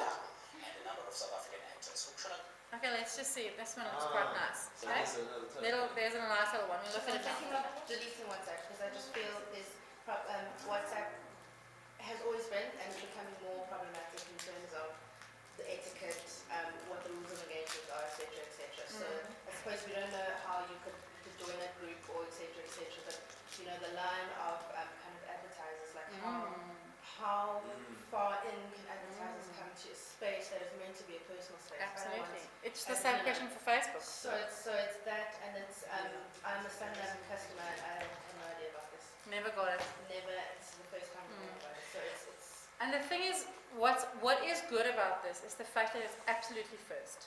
Anyone who does this now, no one's going to go, wow, they're going to go, oof, how much do I trust this? Or they're going to start criticizing it. But the fact that Sanlam was so first with this, and all praise to King James as an advertising agency to think about that, because it hasn't been done before. It's the first in the world. We've never in the world where people WhatsApp had a WhatsApp drama series. Mixit did short stories, but Mixit never marketed products through it, if you remember Mixit. Sorry. I have a question. I'm Don't sorry. know. I had questions about that. Okay. Do you mind if we watch this, or you guys, are you over it? Is told entirely through the medium of WhatsApp, in text, photos, voice notes, and video. You got that right. WhatsApp. Now, the drama series follows a family conversation, highlighting the drama that families go through when preparing for a funeral, particularly when money is tight. And to tell us more, we're joined by Bolinda, who is the scriptwriter of the series. A very good morning to you, Bolinda. Thank you so much for joining us and welcome to the show. Morning. Well, now, this is a new way of showing a drama series in South Africa. Why did you decide to go this route? Well, this route is that social media is getting much more popular, and as we know that most people like binge watching these days, people like to download things, and we thought, okay, television is not only the only medium that people want to watch entertainment. There's so many other mediums now. So why not try WhatsApp? Also because WhatsApp is very popular. It's accessible to a whole lot of people. So you'll reach a lot of people in a short space of time. So that was the reasoning. And just for challenges, to start to try new things. That's what it was. Well, I'm still badging to understand how that is possible. Take us through the bolts and the nuts of how I could access this and how this is broadcast, as you say. I struggled as well, but when I was working with King James, the advertising company that I collaborated with, is that when I wrote the script, first we had to find a story, which was the most common stories that when somebody dies in the family, sometimes people are not prepared financially, emotionally, and all that. So we chose to do that story, but also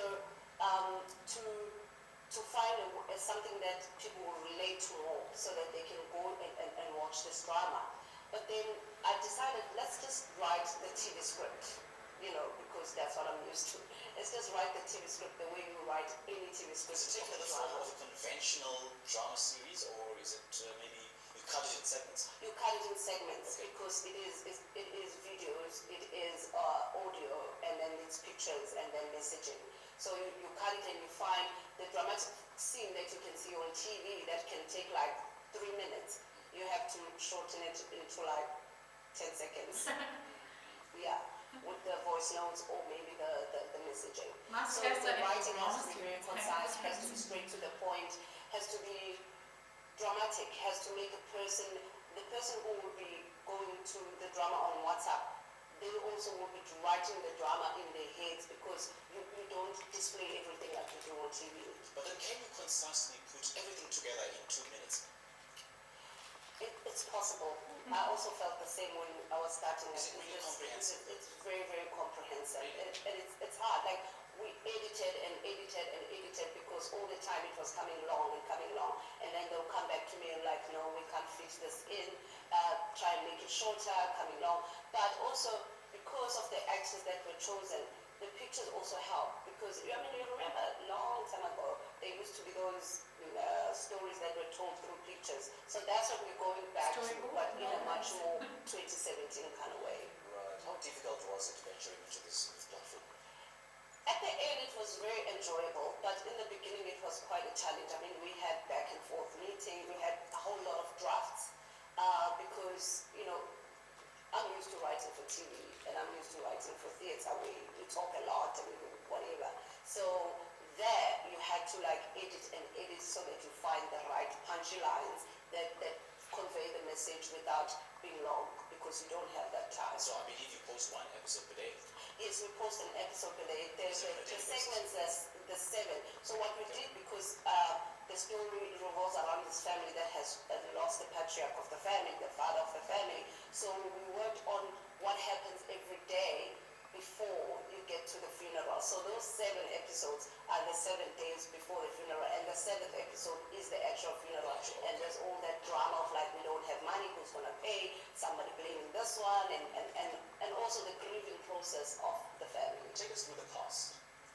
The cast mostly is people that are in popular soap operas in the country. Can you imagine what this must have cost? Yeah, that's what I thought they said it was cost. It's well-known actors. You're basically making, I know it's not a full 30-minute TV series, but even if you do 2 minutes, and then to actually dissect the content so that it's the video, the images, the audio. So that's quite nice for me that they It's not just a video. There's different things because WhatsApp allows you to do different things. So that's quite interesting. So how do I follow the series? You SMS 45603 and then you get the link and then you go to that link and then you get it. They direct you how you go to it. What has been the response of that? Really great.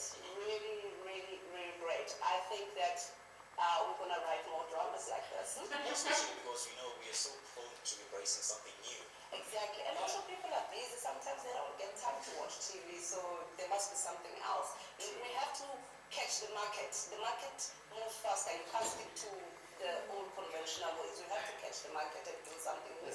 All right. Well, thank you so much. So what's nice about this, it's not just the fact that they did a drama series over WhatsApp, but they kind of really caught the zeitgeist of the time. People are on WhatsApp. People are more prone to downloading content and video. So let's speak to that need that they have. People like to follow drama series. They like to consume content. Remember, who did we watch? Kevin Spacey. People want to consume content when they want to consume it. So even though it was released every day, they would be able to look at that video when they wanted to look at that video and look at it more than once. Okay, so it just so well encapsulates all of what's happening in terms of digital within not just South Africa, but I think we're ahead of the world with this. That's quite innovative. Okay, so omnichannel, we're trying to give the same brand experience across all our touch points with our clients. In that brand experience, omnichannel allows us to craft our message the same but different. And at the back end of omnichannel, to have a system that can digitally collect what you do at those touch points. So if I go into Exclusive Books and I purchase a Penguin title, that the website gets that info, so that when I log into the website, it recognizes me as that user and can recommend other titles that I've bought in store. As simple as that. No one in South Africa is doing that. But how would you, I mean, because the only way you'd be able to do that would be if you had some form of identification that would link. Yes. So like the Fanatics card is That's the only... So you use a Fanatics card, there's a membership number on. When they swipe it in store, they have to use that to log in. Don't ask them to create another one. When I went on to Exclusive Books for the first time, I had to register and log in. Good grief.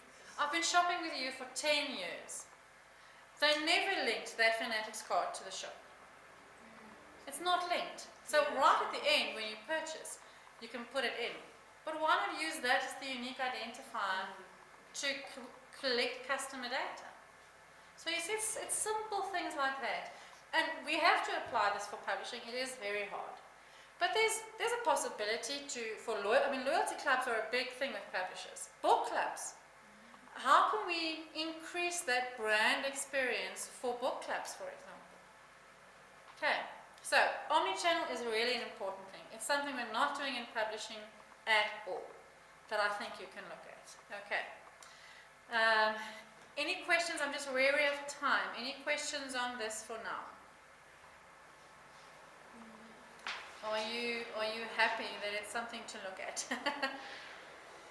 Okay, so let's just look at some stats. Going forward, just want to see if it's okay. So we are social. It's quite a nice platform to get any kind of statistics on social media. I think the January 27 stats is out already. I just didn't have time to collate all of that. The point I want to bring across in terms of the growth in the stats is there for you. So you can look at something, it's called We Are Social. There is their name at the end. And what did you say that you get there? We Are Social. So you get all kinds of social media statistics, digital stats, internet, TV, media stats. It's quite a lovely website. Okay. What, Lewis? Tell me. Am I talking too much? No, it's exciting stuff. It is exciting stuff. Okay, so here we go. Time spent on the internet, and I thought this was quite a worthy one to show. So sorry, Corner Creative is something we did as another project, and I'm showing stats from there, so don't get confused with that, I'm sorry. So time spent on the internet, the average number of hours spent using the internet per day by PC use and mobile phone use. Okay, so there's access through laptop and access through a mobile device. So in 2016, we still had major access through laptop and then access through a mobile device. Okay. Despite what people believe, this is not switched around yet. We're not having more people access on the internet than on laptops. Now, why is this an important state for publishers? Think digital marketing. Sorry, is the which one is which? Mobile device, laptop, desktop. I know, because remember we said, I can't remember where we said it, but we said that all publishers their content needs to be made specifically for mobile devices, because that's where the trend is going. But if it's not yet there, then they need to be wary that they don't cross over too quickly and lose the in-between. Exactly. And what does this say about who's using the internet? If I want to market digitally, one of the things about digital marketing is a connection. Okay? Whatever form that connection takes, there's a connection, there's a connection. If more people are connecting via PC and desktop, what type of people have a PC and a desktop? Professionals. That's a reality. This is not where your spending power necessarily lies. But this might be where your spending power lies. So when you design a digital campaign, for example, an email with HTML, an email with HTML will not necessarily reach all these users. And there's one negative thing I have to say about stats like this. What is mobile? You get three types of mobile phones. iPads. No, not even. Do you guys remember something called feature phones? No. Remember basic phones? Yeah. Feature phones, smartphones. No, what? Yeah, like, I know the Nokia brick. The funny with the screen that pops It's up. almost there. And then It's the almost there. Really? I don't know what's in between. There was something in between. The Blackberry. So, The Samsung. so a basic phone. Sidekick. A basic phone is something that can call and SMS. There's no link to the internet. Oh, okay. A feature phone has a link to the internet and no operating system. What did that even do? That's what all of our phones used to be. Yes! When? A smartphone Those has a link and has an operating system so you can download apps. like your little LG. So, yes. But you could still phone on those. No, no, You can. no operating system, as in not Windows or Android. Okay. So if I look at stats like this, if I was a publisher, I'd immediately say, that's great. We have to do mobile because that's where the world is moving. However, what type of books do we publish? Because this is where the spending power is. People who have laptops and PCs, who are they? Professionals, working people, so anybody who is currently working. Children don't really have spending power, so it's parents who buy for the children. What do I publish? But to just group mobile together is quite dangerous. We can't group mobile together. I don't think any publishers have ever done a proper mobile, I think LAPA did once, that we kind of pointed them in that direction, to do a proper mobile analysis of their community, because mobile can include iPad, tablets, Kindle, because it connects to the internet. So what is mobile? So be wary of mobile. Okay, classify it. That's very important. Yes. Do you think that demographic could be changing? Because I mean, really people are entering the workforce at the moment. Definitely. Look, this is 2 years ago already. Yeah. The point I want to bring across is it's not there yet. It hasn't switched. And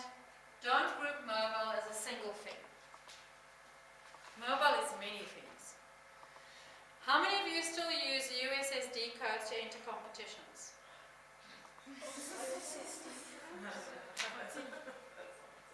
Star 233 hash 05. I don't think I've ever done that. Oh, you bloody snobbish smartphone users. No, I'm sure it wasn't that also what you used to get those funny like backgrounds. Oh, Those yeah. little backgrounds. Yes. Your I background. bought this when I was 16, please. I did not do that. So I this tried it. so classifying mobile links back to your living measurement standards, LMSs. Living standards measurements, LMS, that one, I can't remember the name now. If I say, and I dare you to try it, any consumer product like milk or butter or baby products or things that is kind of a core essential human product, you'll see all the mobile competitions are USSD based. Because USSD can be done by feature phone, basic phone, all the phones. I struggle to do them with a smartphone. I really haven't done it. So for smartphone, what do we have? So let's say we have a competition to win a hamper of books. Let's say it is a literature title. If you've properly segmented your market, you're going to know who's going to purchase this book. If they're smartphone users, you can have, let's say your mobile interaction can include QR codes, because QR codes can look very, very well in. So let's say in store we have a poster with a QR code, we can email the QR code, they can do QR codes on smartphone. But they can't do QR codes on any of the other. But if that's our market, that's fine. If I'm marketing a competition to teachers in 7 districts of the Gauteng province with the lowest income per capita, am I going to do this? No, I'm going to do that. I might do a USSD competition for the school. Or a link to the internet and put the teacher's details in for feature phone, because they could do that in feature phone. It's just use lots of data. Okay. So don't classify mobile as one thing, understand your market for social. Alright. Next one here. Yes. You said don't classify mobile devices as one thing, and then? Understand your market. So you have to segment properly. Now this is quite a good stat. The percentage of total web pages served to mobile devices. So where are we searching? On desktops and PCs.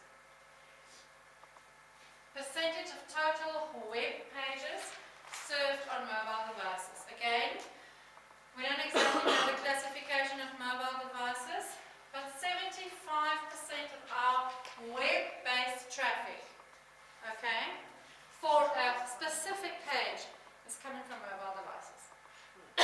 That's the global average. So people, remember, we don't just access the internet to go to specific web pages, we access the internet for many things. Okay, it's not just to pay accounts or buy stuff. So although we access the internet mostly through PCs and desktops, web pages that are searched for is 75% on mobile devices. So it's not a link someone sent me to access my online learning. It's not a link to pay my account. I've searched for something. Look how high we are on the global average. Now, search is vital to digital marketing. Okay? So, if we want to drive traffic to our products, and we see here that 75% of South Africa search on their mobile phones. What does that mean for us in publishing? That we need to make our digital marketing firstly compatible with mobile devices. So proper responsive websites that open up properly on any device. It's become more and more easy now. What else? Search engine optimization on our websites so that people can find what they're looking for. Remember, a website has many doors, not just the home page. you don't know where people are going to come in, on which page. Let's say I'm searching for, who's that crime writer? South Africa? Not Dion. This is surname Meyer. Let's say I'm searching, like, how old is Dion Meyer? That's my Google search as a user. Can I come to a publisher's page? You could if it was about the author. So let's say the publisher had an author page and it says Dion Meyer is a 64-year-old man from Cape Town, blah, blah, blah. So that user's now entering my site through that page. It's maybe page 3000 on my internet site page, but now they've come in. Now how do I keep them there? You show some of his books that used to be. Okay, so websites are extremely important. And making them optimized for search and making them optimized for mobile. Right. I have some friends in advertising and they told me about this one girl whose job was to write 500 words a day about beds. Yeah. Every day. No. That was her job for Yeah. search engine optimization. There are actually many companies that are making lots of money from that because a company that sells beds don't understand that they can have the authoritative voice on beds on the internet. So remember how online works. If your voice is loudest, you can be number one, irrespective of what you're selling. So you now get small companies that create content for big companies who don't have time to create content based on things like beds. Because if I update my content daily, not on my website necessarily, but on my social media or other platforms, and I tailor my website content based on my search engine results, based on Google AdWords that I buy. Okay, we can have a bit of a look at how Google AdWords work if you want to. Got another slide on that. Okay, next one. Active e-commerce shoppers in South Africa. Jeez Louise. So we search the most, but we buy the least. Yeah. That's the UK. So the UK, they buy a lot online. Germany. Second. In South Africa, we don't shop online. We love to search online. Would it not be that maybe the people the generation who would be doesn't have buying power yet because the generation, not the millennials, what is it, generation X, generation X. X, Y, Z. Yes. Generation X people. Excuse me. Sorry. I buy online. No, but what was the tendency was it was people who they search a lot. They try to find the best prices, but they might be looking for the best prices and find the best price and go physically. Yes, I agree with you. So let's say Generation X, which is me, we grew up at the dawn of the internet when it was still pushing the dictionary to the internet or the yellow pages. Push technology, we didn't actually do a lot on the internet. Now we're starting to, we don't trust it as a medium yet. So it's definitely a generational thing. So the generation who has the spending power doesn't trust the medium necessarily, or is not there yet. And the generation who can and will trust the medium doesn't have the spending power yet. Absolutely. What does this say for having an omni-channel experience? But it can't be dependent on your digital. I'd be afraid to say it can't be done. No, it can't be dependent. That's it. So you can't be dependent on selling online as a form of income in South Africa. Takealot will disagree with me. Definitely not in publishing. Publishing cannot just sell online. What can we do online? If we just saw in the previous slide that 75% of people go online, but they're not purchasing. So what's the purpose of digital for us, or the internet? Publishing form. To show what we have so that they go and buy it. Yes. And where are they going to buy it? At one of the stores. So how important is our omni-channel experience? Very important. But why would it be more important than one whose platform is mainly online? It's not more important. Takealot's doing very well from a very small percentage of the market, those ones who have PCs and desktops. And they're doing fine. in publishing the type of product we have, I don't think going only digital is going to get you anything. And you can argue with me, please do. But I don't think having only an e-commerce store in South Africa for books, physical books, is going to make you a lot of money. But I think it's something to be said maybe about like the book buying culture, because Amazon has opened up a physical bookstore. That's So true. there's something about that process of walking into a bookstore Yes. and searching for that. So I think there has to be a strong link between the website, but it can't be, like you said, dependent on the e-commerce site. Where is the store? Can I look there? I think it's in New York, isn't it? So bookstore, well that's what my research was about, is why coffee shops were put into bookstores, and it's because they needed to compete with Amazon, or else it was just a store. Yeah, So exactly. they've made book buying an experience. That's So when you go into it, you experience book buying. You don't just go buy a book. It's more than a buy and sell relationship. It's a emotional experience. You touch things, you linger. And I mean, what do you purchase from, let's take a side, let's compare it now to a different industry and bring it back to us. What do we buy on Takealot? Everything. Well, like, 'cause they Everything and the kitchen sink, literally. But I mean, I have no emotional connection to the things I buy on Takealot. It's a kettle, it's a board game for someone's child's birthday, I It forgot. started with movies though. My mom has been buying movies from them for like since they. But not streaming, a DVD. No, buying physical like like well, I don't know if DVDs. DVDs. Whoa. No, like she's been buying for them since they were still called Take Two. Oh. So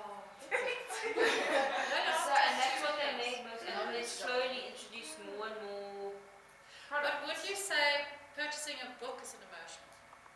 Yeah. I think But it's you're okay. all converted publishers.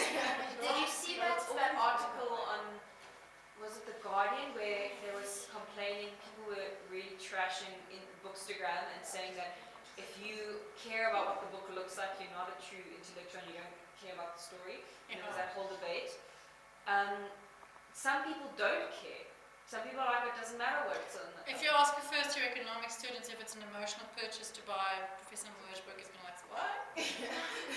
But for other, maybe, I think it went to a point where books were bought for the story, then it went to, and that's when sort of Kindle and that rose and ebooks, because people were like, this is a nicer way to carry things. Yes. But then now with technology and there's a now going back to like like aesthetics is now important again. Yeah. With Instagram. I agree. And it's no longer how efficient an app is.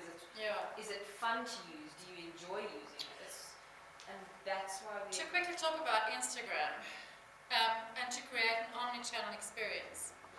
If a publisher, because the publisher are posting really nice pictures of covers, Instagram is like a new world for us and it's fantastic. But now what do? They create a catalogue in store for a bookstore with not the same images. And I'm saying, if you want to create the omnichannel experience and drive traffic to Instagram, because Instagram can create sales for you eventually in the future, why not use those really pretty Instagram pics as now you put a bloody cover like a stamp on there. Use your images that you create on Instagram and But say, don't you think it's almost like the channel, because you wouldn't put that kind of book on Twitter, that kind of picture. You would put something that's more hard, that has information that you want to click on to go read more, because Twitter is more of a, here's 140 characters if you want Short, more. punchy. True. Yeah, and then Instagram's like a, oh, this is so pretty. It's more of a visual experience with us. so what happens if you make Twitter pretty with 140 characters? I don't think it would work. I mean, Yeah, that's not. I think it's good because it's not people who tweet Different platforms, different reading. are text lovers. They want to read, they want to write. It doesn't know how much it is, but people who post on Instagram want to see. Okay. I like that. And that's why they're together, they're working together. That's why Snapchat and Instagram are Good. not really... I like the way you're thinking. Sorry, I'm just going to move on. Right, active e-commerce shoppers. What does e-commerce mean? We buy from our mobile. Oh. Oh, wow. Dead last in the world.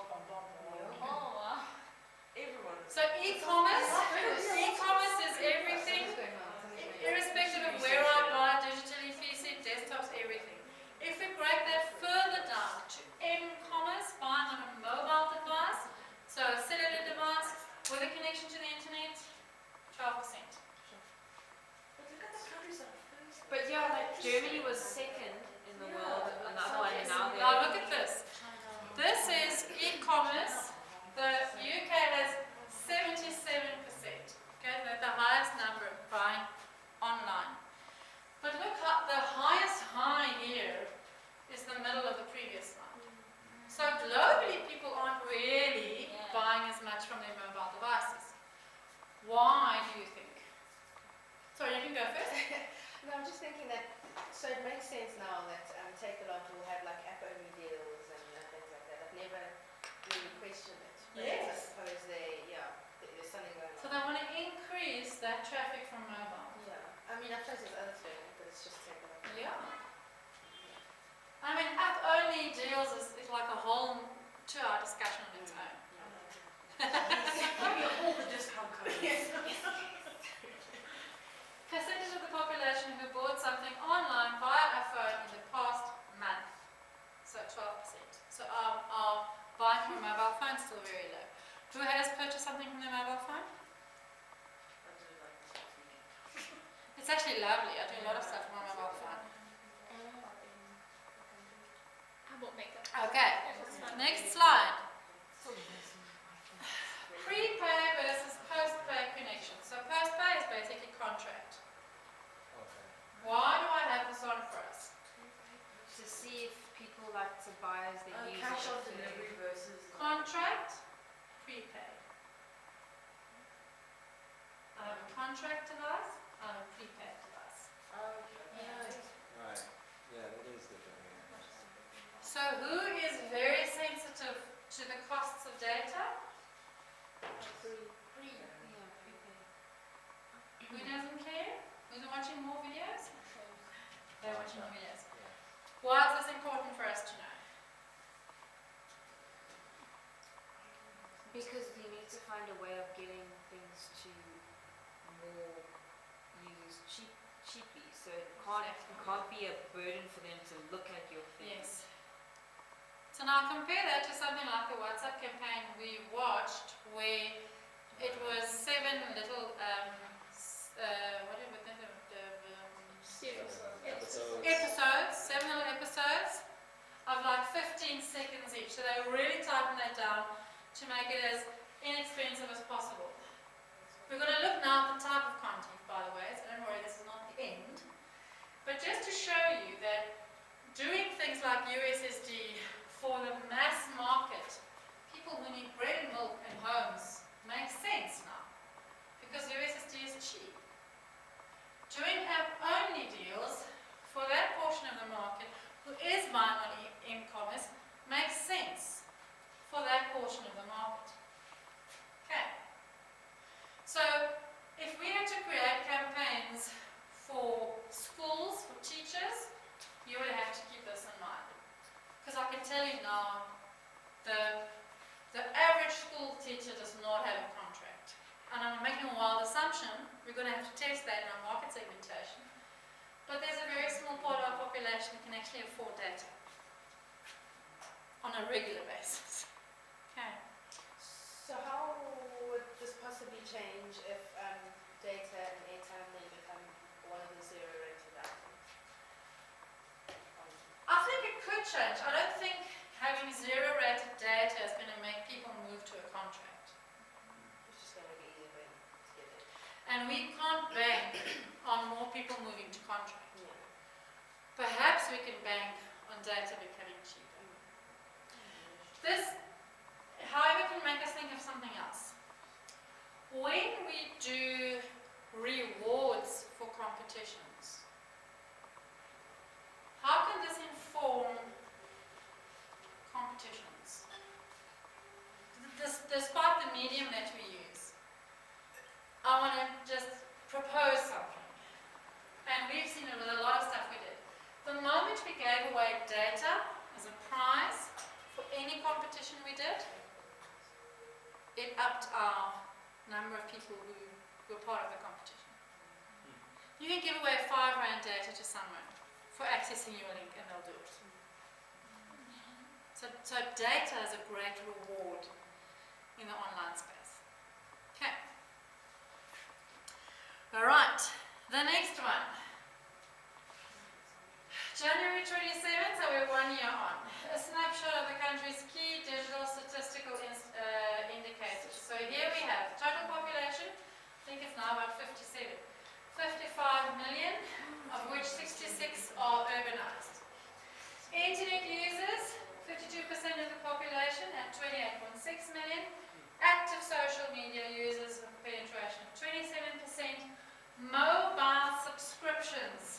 mobile, not internet, mobile. Basic feature and smartphone. Look how high it is. So you can't ignore mobile, but don't think mobile is one thing. And then active mobile, social users, so on social media, 24%. So there's more people that subscribe to mobile devices than there's actually people in the country. So Yeah, multiple they devices. have a mobile device, Yeah, but they're not necessarily connected to the internet. yeah, it's multiple devices. Yeah. So you see how important mobile is. But I personally think we're doing mobile in South Africa for this one end of the market, which is great, and maybe that's where we market, that's fine. That's fine. But I want you to go out into the world next year, and please tell the people in the publishing company, remember mobile is not one thing. There are other users of mobile, and then you slam them with basic feature smartphone. Okay, I'll give you the slide. Okay, so I think this is quite important. The gentleman in America called Tomi Ahonen, who said the mobile moment. We've reached the mobile moment. Remember we talked about that? Where there are more mobile devices than actual people in the world. Yeah, we've reached that. Okay. Annual digital growth.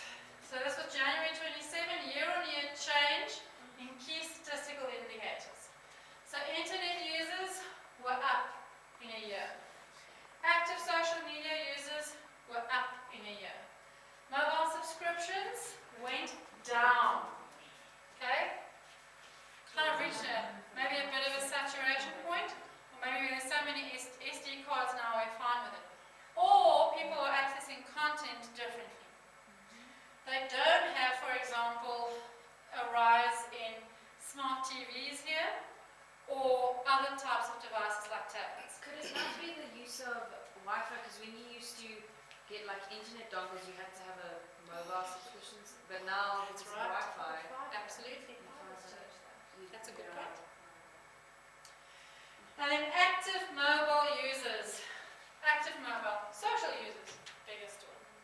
So what does this mean for our production department? When they create images for our digital marketing, please make them mobile friendly. Okay. Sizing. Alright. Any comments on this? Is it interesting? Yeah. Alright. Next one. Device usage. My favorite one. So, mobile phone, any type. Okay, so there are people who didn't classify. Smartphone, 69%. Laptop, desktop, 20%. And look how low tablet computers are. So this is actually considered a tablet computer that I have, because it can fold and turn into a tablet. The new Samsung Chromebooks are also tablet computers. Television, device for streaming the internet content on TV, so smart TVs, e-reader devices, and then wearable tech devices. Very interesting that wearable tech is bigger than e-readers. So our fancy watches, e-reader, wearable tech, yes. So smartphone, is the 69% of smartphones included in the 92% of Yeah. mobile phones? I find that interesting, like the smartphone versus the laptop, because the very first slide. Yeah, remember that was 2016. Yeah. So it's quite distorted a bit. That first slide was just to show you that there is still a difference. Okay. What I do think is important on this slide is that television is still quite high. Okay? So television in South Africa, just as we have basic and feature phones that are very high and prepaid accounts for the internet, that's a medium that's very underused by publishing. It is expensive, but it reaches a hell of a lot of people. So if you want to reach the mass audiences, this is not a bad thing. What I would like to see included in here is radio. We have some of the world's highest community radio ratios in the world, and we don't study that, at least from this paper. Okay. Wearable tech, look how low e-readers are.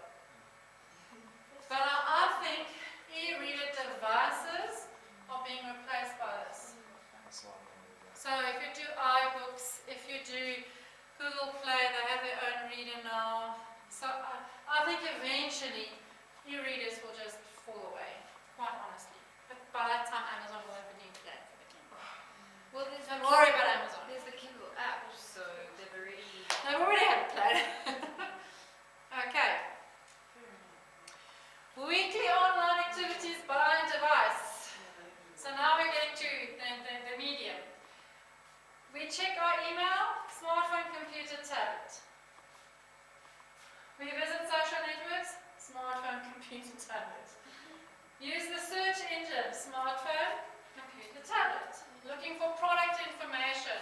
You see how low these are related to those m-commerce and e-commerce sales?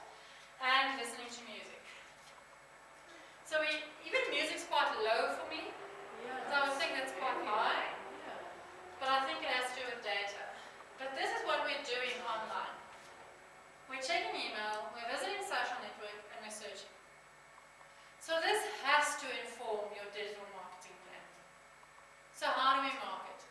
It's not a bad idea to send an email to a book event or subscribe to our newsletter. Newsletters are still very popular. We cannot ignore social media, and our search has to be perfect.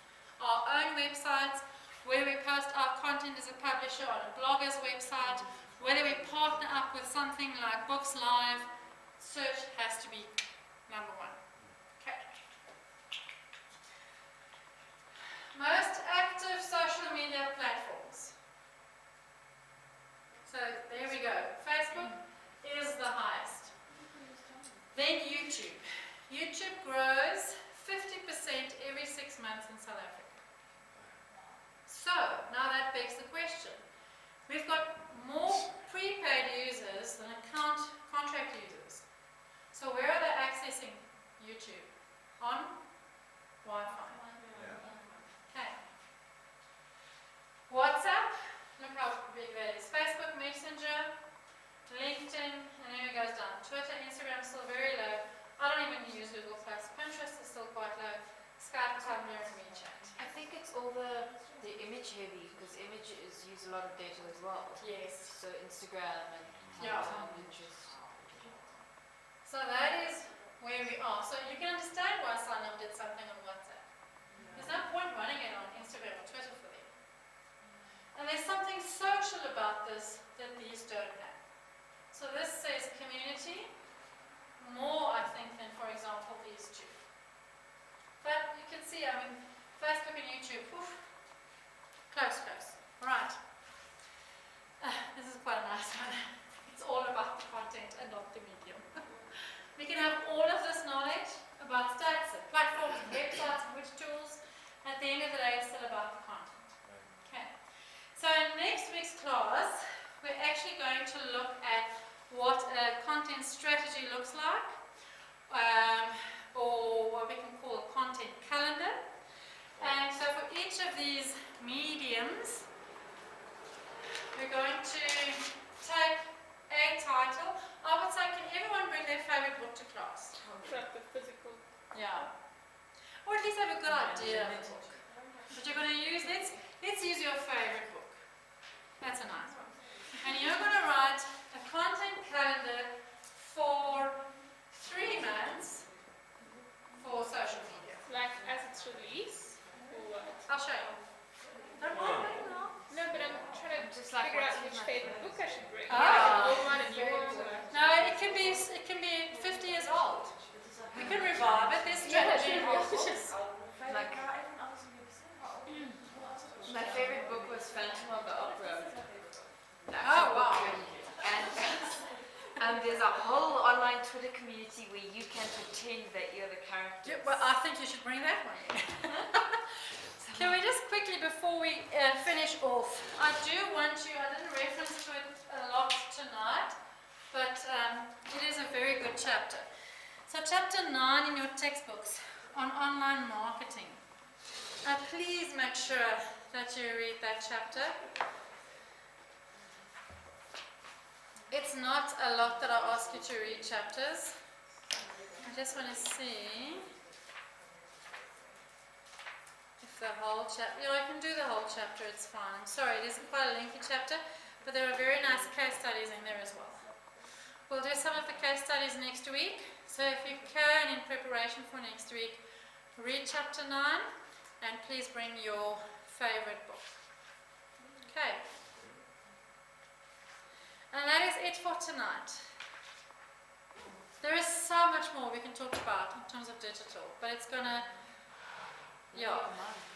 I have to focus sometimes. Are you happy? Everyone happy with tonight's lecture?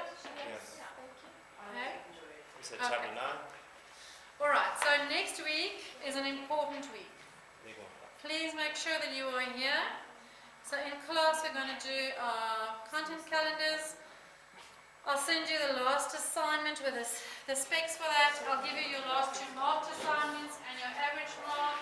Before you unplug, will you just, you said that someone's assignment you didn't get, will you just check that you have all of ours okay? I know because I didn't get and I'll speak to them. Okay. Yeah. So let's just see. I will end this. Okay, so here it says, this is quite tight. I did the timeline, so the students hand in their final assignments on Monday, 12 November, and you have 10 days to mark. I'm asking you to give me extra time to mark. Okay, so I'm going to say the 5th, and I will organize with Colleen that you drop them here on the 5th with Mul, and I'll collect them from her, because I do want you to, it's going to be a bound thing. Final marks to Mul on the 21st of November, they go to external on the 22nd of November, back to us for review on the 30th of November, final upload on the 5th of December. And then the year is Put it over. on what? I feel like I've never been on the BITS portal. Well, it's nice that we got it now. Yeah, I've never been on the self-service thing. You just put in bits of service, self-service. It's like our blackboard? Yes. Okay. No, it's not like No. Oh, So that's like, it's like where you applied. Did you apply online? Yeah. Like that. It's It's that. Okay. Just not as a mark. Yeah, you see, where do you go? Oh, like your student center. Yeah, you go to academic records. Just literally Google bits of service. Yeah, but it's also this. Go right there. Keywords, guys. I quickly want to see. They never do like a big, radio interview with the author for students because students just really don't care. But if you think about it, do you ever wonder who the author is of your academic textbooks? No. I like that honest no. Would you like to get to know them better? No. That's a lot. It just said a lot to me anyway. So. We don't enjoy our relationship with our academic textbook. It's so sad. Could you just say what I want you to say instead? I can read a normal book in like a day, and like a textbook, like. I so wish one of you would be brave. Chapters, like. I wish one of you would be brave and you would take on the sales and marketing of academic textbooks. Because we really need that to be revived sooner rather than later. Are you all going to do trade? No, it's fine. Okay. So encourage them to consolidate their requests, suggestions and contacts. Enlist their help, but within your plan. Yes, let them help, but you give the guidance. You never let them give the guidance, okay? They can help, but you've got the plan. You've got the budget. You know how it fits into the rest of your publishing list. Give them feedback. So tell them when they're doing something well. Maybe that author who was so tired pulling really needed someone to tell her, she did a great job yesterday. One more to go. Come. Okay. So they need lots of encouragement and lots of feedback. Support their marketing efforts. Now this is quite a difficult one for me because yes, they can have websites, yes, they have their social media, and that's where the collaboration part comes in. But you also have a certain standard of quality to uphold. You have to decide, like we said, when is it your voice and when is it the author's voice, but also what is being communicated and when. So it's not just how it's said, but what is being said. Okay? Because, let's say for example, you decide to run a special on an author's book, and for, let's say it's a book, it's a love story, it's a who did the Notebook? That one. he's released a new book and it's coming out on Valentine's Day, and you decide to run a special on Valentine's Day, and you give it a 14th of February 14% discount, something like that, 14, 14, 14. And the author isn't aware of it. And they say, but why is my book on discount? And there's miscommunication, they're going to be very upset.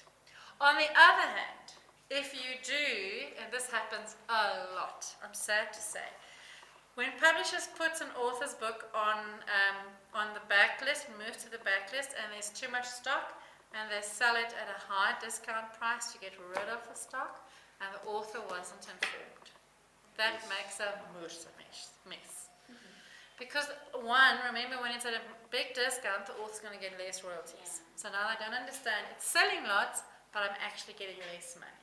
Okay, and if you then communicate, and what lots of publishers do is they say, here's our bulk discount list to booksellers or to the public. They say these 10 books are on bulk discount this week, and the author doesn't know that. That looks really bad. Okay, or when the author communicates, the price of the book is R299.95, and actually the price of the book is R320.99. Okay. So the communication is vital, and like I said, it's not just how they say it, but what gets communicated. So have a clear line with authors about who communicates price, who communicates the ordering process, who communicates on returns, who speaks to the media. So some publishers make it clear. If there is a request, you're my author, Lewis, and you get a request from 5FM to do an interview next Saturday, please send that request through to us and we'll handle it.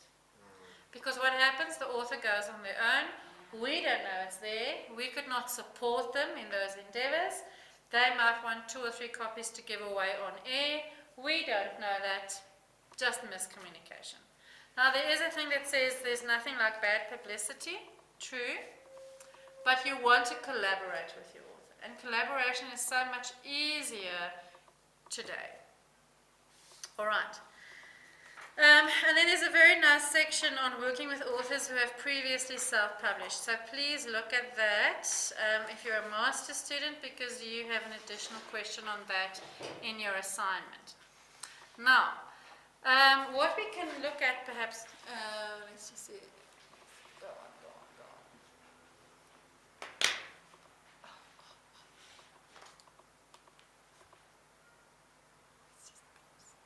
Pause for effect. There we go. Where I'm very interested in the sharing and the collaboration is really this thing about when does the author start and finish, when does the publisher start and finish. Okay, what is Pottermore? It's J.K. Rowling's online. And that they interact with their users. They sort of Yes. go to your house and you read one. The official Mouse website. news. Yeah. Oh, It's amazing. it's moving at a glacial pace. Is it really? I just forgot about it for like 3 months. I got busy. Oh, finally, I'm 100 years old. Okay. So here is Pottermore, Wizarding World. So there it says writing by, I'm sorry it's so small, can you see? Writing by J.K. Rowling. Explore the story, Fantastic Beasts, Cursed Child, features news, book club, sorting and shop. To what extent do you think a website like this is kept going, for lack of a better word, by the author, and when is it the publisher? This is by the author, if I understand. It's purely by the publisher. It's not by the author, she just endorses it. Oh, I thought she doesn't sit and do that, no. So here it says, That's the movie logo.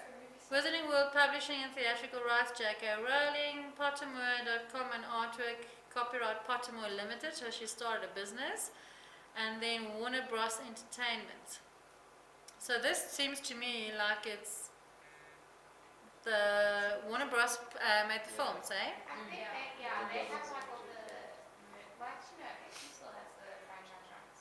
Yes, yeah. Yeah, she's But She has this is the the, digital she rights. doesn't write the content on the website, but it's her, like she's, like this is the It's her official brand. one, and this is the one she backs. Mm. But it isn't her like sitting on like Yeah. the website all day. That's she ain't got time for No, that. but she owned the digital rights. So it was her Yes. idea to create. Oh no, it's her idea, but she doesn't sit and do Another it. one. I think there is a point with, especially with author websites, where the publisher takes over. I think the author has the ideas and starts it, and then it becomes part of your marketing plan. But I mean, nowhere does it say Bloomsbury on it. No, I no. don't think this is the publisher who does it. I think it's Warner Brothers. You're like, and she's It's got interesting her though own that there's- The company as Wizarding well. World logo at the top, that's the one from the movie. Yes. That's not a, that has nothing to do with But I do think, yeah, like you said, she started this because I know she has Lumos as well. That's a charity foundation. Yeah. She started all of this. She So she starts owns the things and right. then she's like, I Yeah. put my, she puts her stamp on them and then. That's Yeah, right. then, yeah, she's like, okay, let's go. Never mind, yeah. Okay, so let's look at another one. I just want to see. So J.K. Rowling is very good for her social element, and I want to say for her content. Okay, so let's look at something like jamespatterson.com. My best American accent. That was really good. Oh no, please don't do that. If that cannot be. That's a weird website. That looks like a middle-aged man's website. A middle-aged man's website. Since you're all doing trade, we're going with She's trade like, that was authors. beautiful. Now this one's like, it's like the most standard website. I must tell you, this gave me flashbacks of 1997, early HTML. When it was loaded. It's like a weird. So that was his children's book, eh? So there he is with the president, with our former president. Read 7 chapters of Texas Ranger free. Oh, Texas Ranger. Read 6 chapters of Juror number 3 free. That's actually really clever. Yes. Read Cuddly Critters for Little Geniuses. So, on sale now, on sale now, on sale now. Who do you think endorses this website? I must tell you, this is a heavy content website. Yeah. I wouldn't say it's necessarily the nicest design. He's clearly on all the social media platforms. What's BB? BlackBerry Messenger is out. Stop. What is that? Barbie books. Wow. What is that? Click on it. See where we go. See where we go. BookBub. I didn't know that. Wow, that's nice. BookBub. It must be like Goodreads. Yes, it's like Goodreads. Okay, so that's interesting. So he's got all his social media there, email, etc. There's his books, the bookshops, coming releases. There's his community. Instagram, Pinterest, videos, newsletter, sign up. There's About James. And then sweepstakes, I take it. I wonder what sweepstakes is. Sweepstakes. Enter the sweepstakes for a chance to win one of 5 bundles of how to be a supervillain. Now, if you look at this website, there's if you compare it to this one, it's very much storytelling, and there's indirect selling of the book, of any of the books. This is about stories and content. This, on the other hand, gives me a little bit of self-publishing in my throat. And remember, I did my master's in self-publishing. I'm all for self-publishing, but it's very much direct selling. Okay, in your face. Buy, buy, buy, buy, buy. Sale. Get the best prices. The President's Ministry, free book alert. Then there's the movie reviews. There's coming releases. That's quite nice, eh? With covers. That's yeah. There's news. There's his Facebook. In store now. So selling. Okay. This is probably why he's the biggest. But I Yeah. would think it's his target market because, like, I mean, people who go onto Pottermore may not necessarily have buying power. online. point. Where people who go to him are going, I want to find where I can buy this. Good point. That's a brilliant point. So, the people who read J.K. Rowling are not necessarily the ones who buy it. Yes. Primary target market versus secondary target market. Whereas in this case, your primary and your secondary is the same thing. The people who love James Patterson are also the ones who buy it. They have a purchasing power. Good point. Okay. Give me another author. Give me a local one. Does he have a website? Kom ons kyk. dionmeyer.co.za. Maybe it is .com. I don't know. Oh, that's definitely not his website. Suzelle DIY. Yeah, but she's like a... She is a brand. dionmeyer.com. I underestimated you, Mr. Meyer. And it looks nice. Very nice.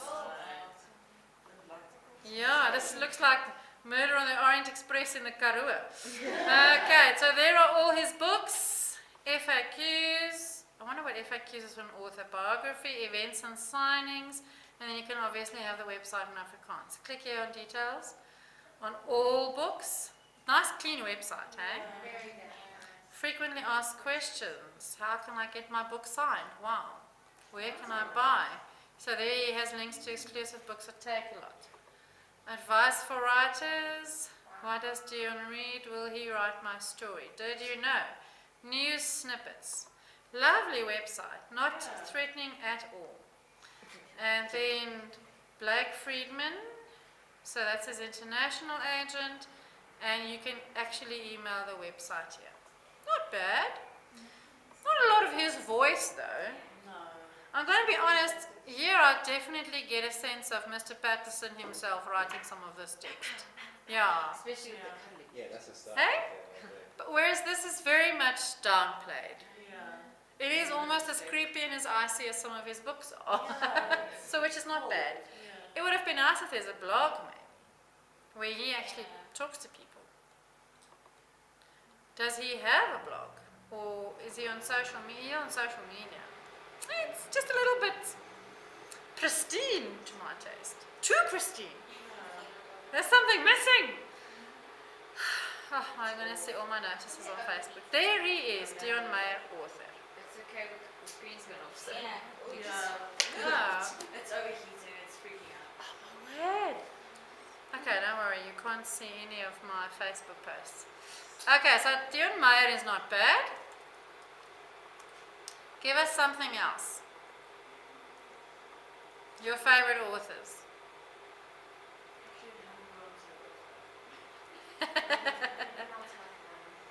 Who reads Veronica Roth? Me. Hey? Wait. Tell us what Veronica Roth does.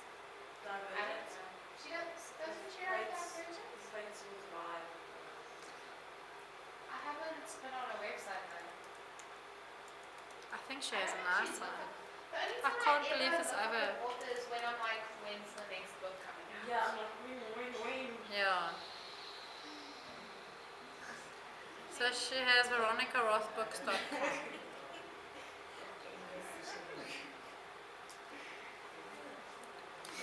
Sorry, let's just get this thing to hopefully give us some more time.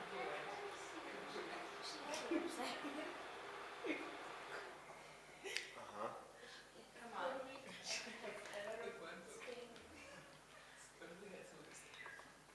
It's the strangest machine, this. Okay, well let's give it a little time. Oh, there we go. It's going to come on now.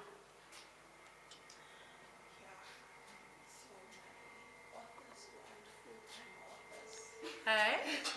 So my authors who aren't full-time authors, it's like one of them, Vusi Tembekwayo, Yeah. there's nothing even about his books, it's about other things that he does. Oh, you see. The rest of the people, What does he do in his full-time job?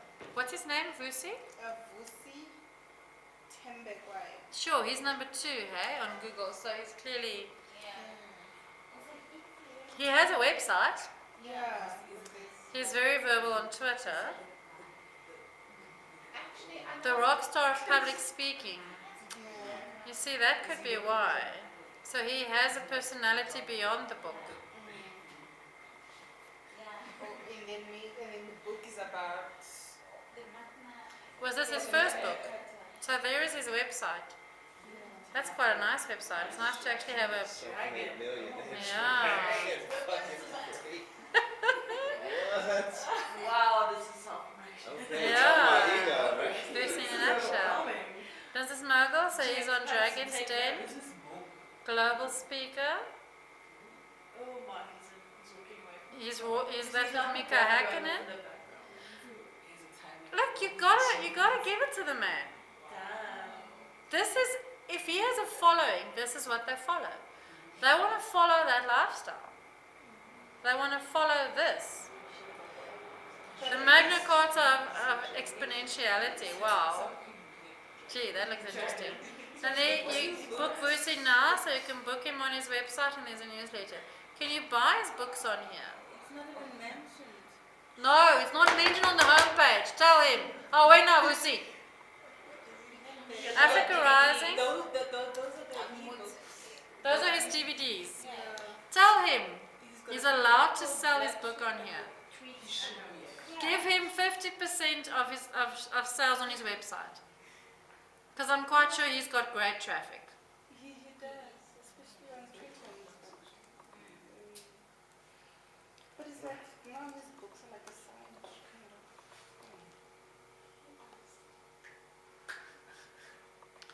Let's quickly see. How do I spell his name? Vusi?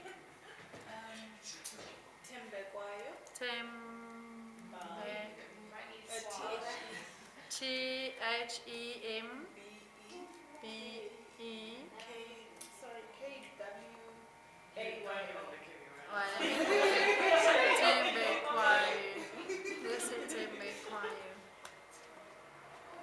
You see, there is an entrepreneur magazine. Hi, what was he trending for last year? Yeah. Okay, there's nothing. There's not a lot of data on him. Well, at that time, he actually went to Dubai, and he was with another lady that's I forgot her name, a famous lady as well on Twitter. So they posted separate pictures of being in Dubai, but people put them together. Like, oh, so Okay, wait, here we go. This is better. So you can search there under. So this is quite a nice one, actually for anything online. Just go to trends.google.com. So if you want to see anything that's relevant on anything. So if you look at Vusi Tembekwayo, he's quite open enough, which is fantastic. He's training mostly in the Free State and in Gauteng. Does he come from the Free State? I think, yeah, it's You see, so now if I was doing his book, I would see clearly, look, don't even go to the Northern Cape, you're going to get nothing there. You can see that there. Nobody searched for him online in the last 12 months in the Northern Cape. He's extremely popular in the Free State and Gauteng, so that's where you do your marketing activities.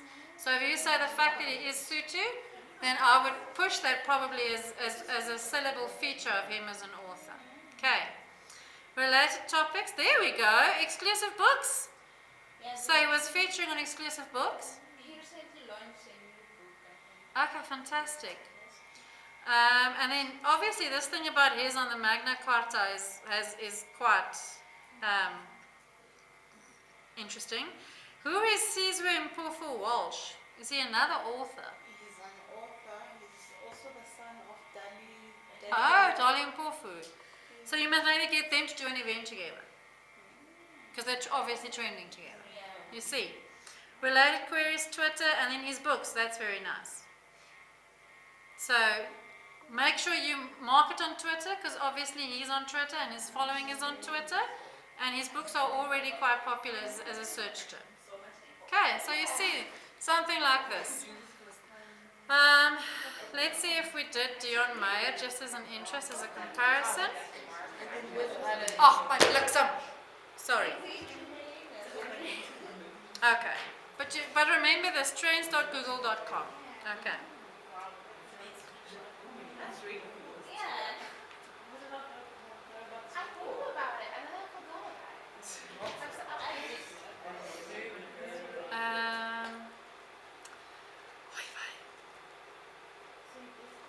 It is just the machine, hey? It's not us that's doing anything to the machine. Maybe it's the weather. Yeah, it could be. Alright, so while that's warming up again,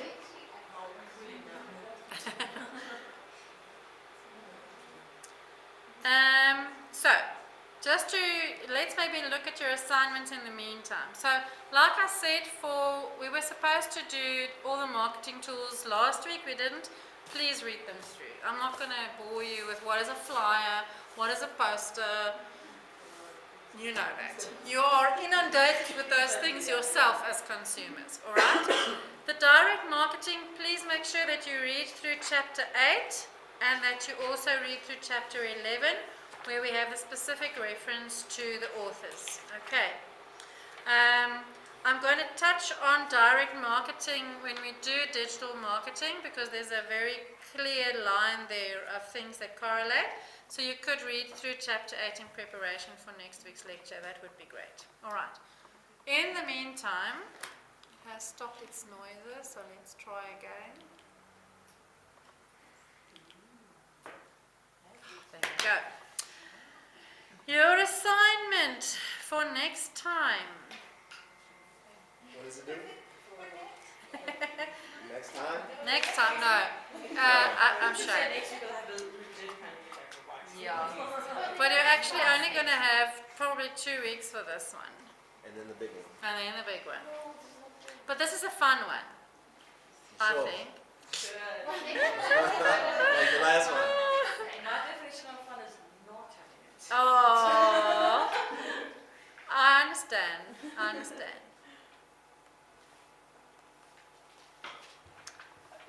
Okay, sorry, let me just open up.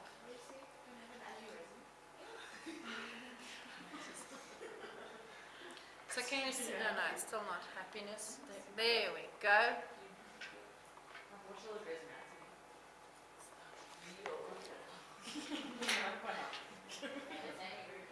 Okay, so here's Dion Meyer on Google Trends.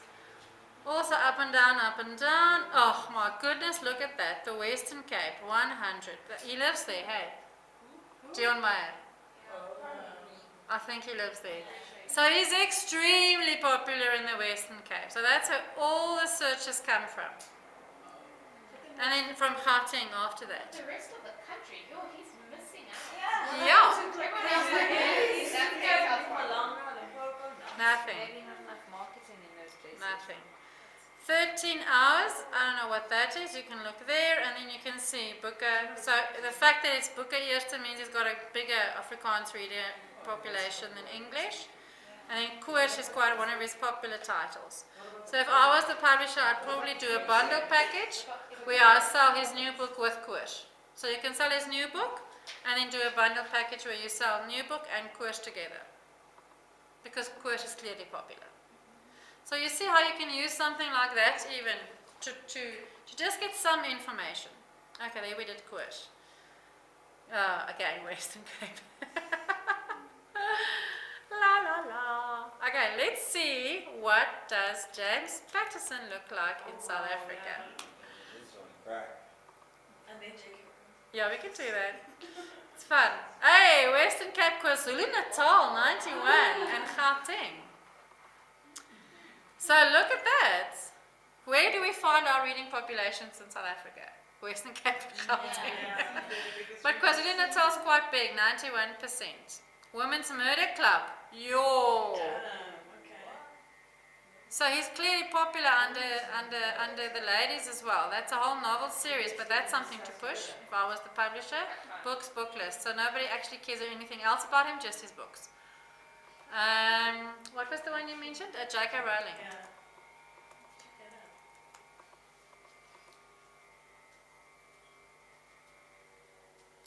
Western Cape, yes, we've got great readership in KwaZulu-Natal. Hey?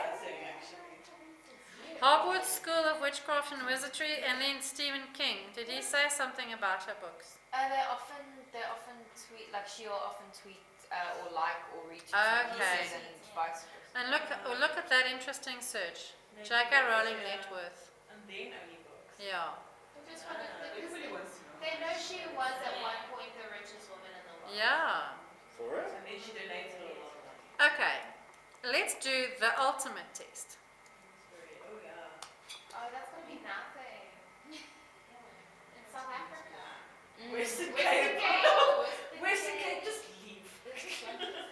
Hotel building function and Bloomsbury cars. It's not even about the publisher. Wow.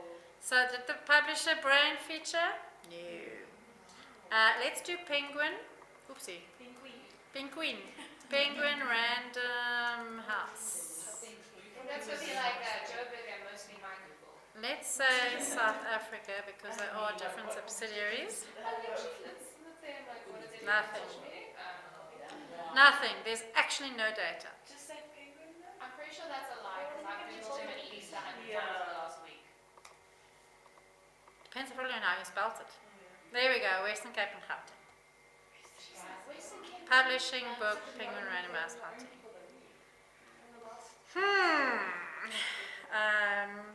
Yeah. You can actually put anything in here. Give it to us. Okay. So you can use Google Trends. I think that's one nice one to use. All right. Okay. So let's just look at your assignment for. It's not going to be next week. Don't worry. Alright, no class next Monday. Next Monday is no class. You've got a holiday. You're supposed to braai. And celebrate your heritage. What is your heritage, Lewis? I don't know. Make your own. Start today. It's now right. Everyone right. That's like your paper. Do you know what? I was in American school, Lewis. And when I was 8 years old, I dressed as a pilgrim. Pilgrim. A pilgrim, and I did Thanksgiving. Yes. Okay, here we go. Assignment 3. Following lectures 9, the direct marketing. So you must please read chapter 8 on direct marketing as well. You cannot ignore that chapter. You are tasked to pick one of your favorite authors to research and evaluate in terms of their brand. Oh, my bliksem. I thought you could see this. No, I didn't print it because I didn't send it in time. So just listen and then I'll put it on there again. Oh, please tell Colleen I'm sorry. I'm saying bliksem all the time. Look at the video. It gives a real world experience. Oh, yeah. Okay. I have no idea. It's like thunder, but yeah. It's a rude word. Yeah. Okay. Sorry, Colleen. Okay. Identify who your chosen author is, what content do they create, which is another way of saying what do they write, and subsequently publish commercially. So profile the author for me, please. Do they do fiction, non-fiction, children's literature, adult? It's fun. Hey? This actually is fun. Yeah, I'd like to do that. That's interesting. Okay, yeah, so this is going to be fun. Discuss the role of the author for the marketing and sales of their content, making specific reference to the following marketing activities. And when I say content, please try and look at not just print. So if they do movies, include movies. If they do play or theatre, include that. Because remember, an author is more than just what he publishes in a print format or in an e-book. Okay, so please try and include all references to content because content is subsidiary rights. Then what you have to look at, the author's website versus the publisher's website. So I want you to look at the author's website and I want you to look at how that author is featured on the publisher's website. Okay. You can do a little Google Trends analysis there, like we did now, to see who is actually trending, where, and how much. But what amount, you don't have to give me a percentage, but how much is that author featured on the publisher's website and to what extent? Or does the publisher's website refer to the author's website? Or is there no author's website and there's only a publisher's website? So look at also at the URL, because they'll give you a good indication. Some publishers do publisher.com/ and the author's name. Then you know it's an author's website on the publisher's website. So what I'm trying to get you to understand is to what extent is the publisher involved in the author's website, and to what extent is it the work of the author. Okay, that is important. From what we've seen from James Patterson, Dion Mayer, and J.K. Rowling, who never saw the publisher feature. Not even on James Patterson's website. We saw all his books, but not the publisher. Okay. Then the second thing, the author's social media versus the publisher's social media. The important thing here is what is the author's roles and responsibilities? What is the publisher's roles and responsibilities? This is a very practical assignment, so I'm not expecting millions of references. It'll be nice if you can reference a source that says this is the role of the author's website. This is the role of social media and publishing. So give me something that I can see you've researched, but here I want to see you do practical analysis of the things as they are. Okay, without saying I. Right. So the author's social media versus the publisher's social media. What's the author's roles and responsibilities? What's the publisher's? And can you see a clear distinction? Then, public relations and dealing with the media and the press. So you'll find on the author's website that they very often reference in the news, media, press releases, events. To what extent is that only on the author's website and not by the publisher? How does the publisher push events? What can you find out that the publisher is actually doing? Okay. So public relations, and the last one is events. And we just had the South African Book Fair, so if you do a local author, it'll be nice to see if they're featured there. That's it, yeah. Sure. Can't remember when was the last time we had. Yeah. Okay. Critically discuss how authors impact the total brand of the publisher in comparison to their own, taking into consideration the important things for publishers to understand about authors. So all those soft issues that we mentioned tonight. Okay. Just keep that in the back of your mind. But this is now where I want you to do some deep analysis of sources, because there are some brilliant sources that talk about the publisher's brand versus the author brand. What is the value of the publisher's brand versus the author's brand? So you find your author, you profile your author. Once your author is profiled, you look at their website versus the publisher's website and how they're featured on the publisher's website, their social media versus the publisher's social media, and the difference in roles and responsibilities, how each of them deal with public relations, how each of them deals with events. Okay, and then you're going to end it off by saying, which is bigger? Which brand is bigger? And why? And how do authors impact the publisher's brand, if at all? And how does the publisher's brand influence the author? So think about it. Don't jump in and start writing, think about it. Drink wine and think about it. Okay. MA students, you have an additional question. What are the benefits and hurdles of working with a previously self-published author? Just briefly. Okay. And this, my lovelies, is done on Monday the 1st of October. So it's 2 weeks. I had to give you a lot of extension on the other one, but this is a fun one. Okay. And there's a lot of information on this in the public domain that I know you can source. So, if the chosen author was not a previously published author, would it be okay then Absolutely. to talk about someone else?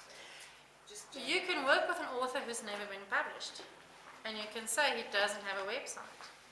But then you have to explain to me what the publisher's website is. What will the role of the publisher's website then be in promoting that? So I don't care what you choose, but motivate it for me. so that I can see you've thought about this and you can convince me of your viewpoint. Okay. Everybody happy? Those are the authors. Remember Google Trends, it's a nice one to use. And then after you are back, after Heritage Day and Braai Day, another little week of rest, we do digital. Okay. And digital is quite fun. So we're going to do a little digital content calendar in class in the second one. Okay. Thank you, everybody. That's it for tonight. 10 minutes early. Everybody happy? Thank you.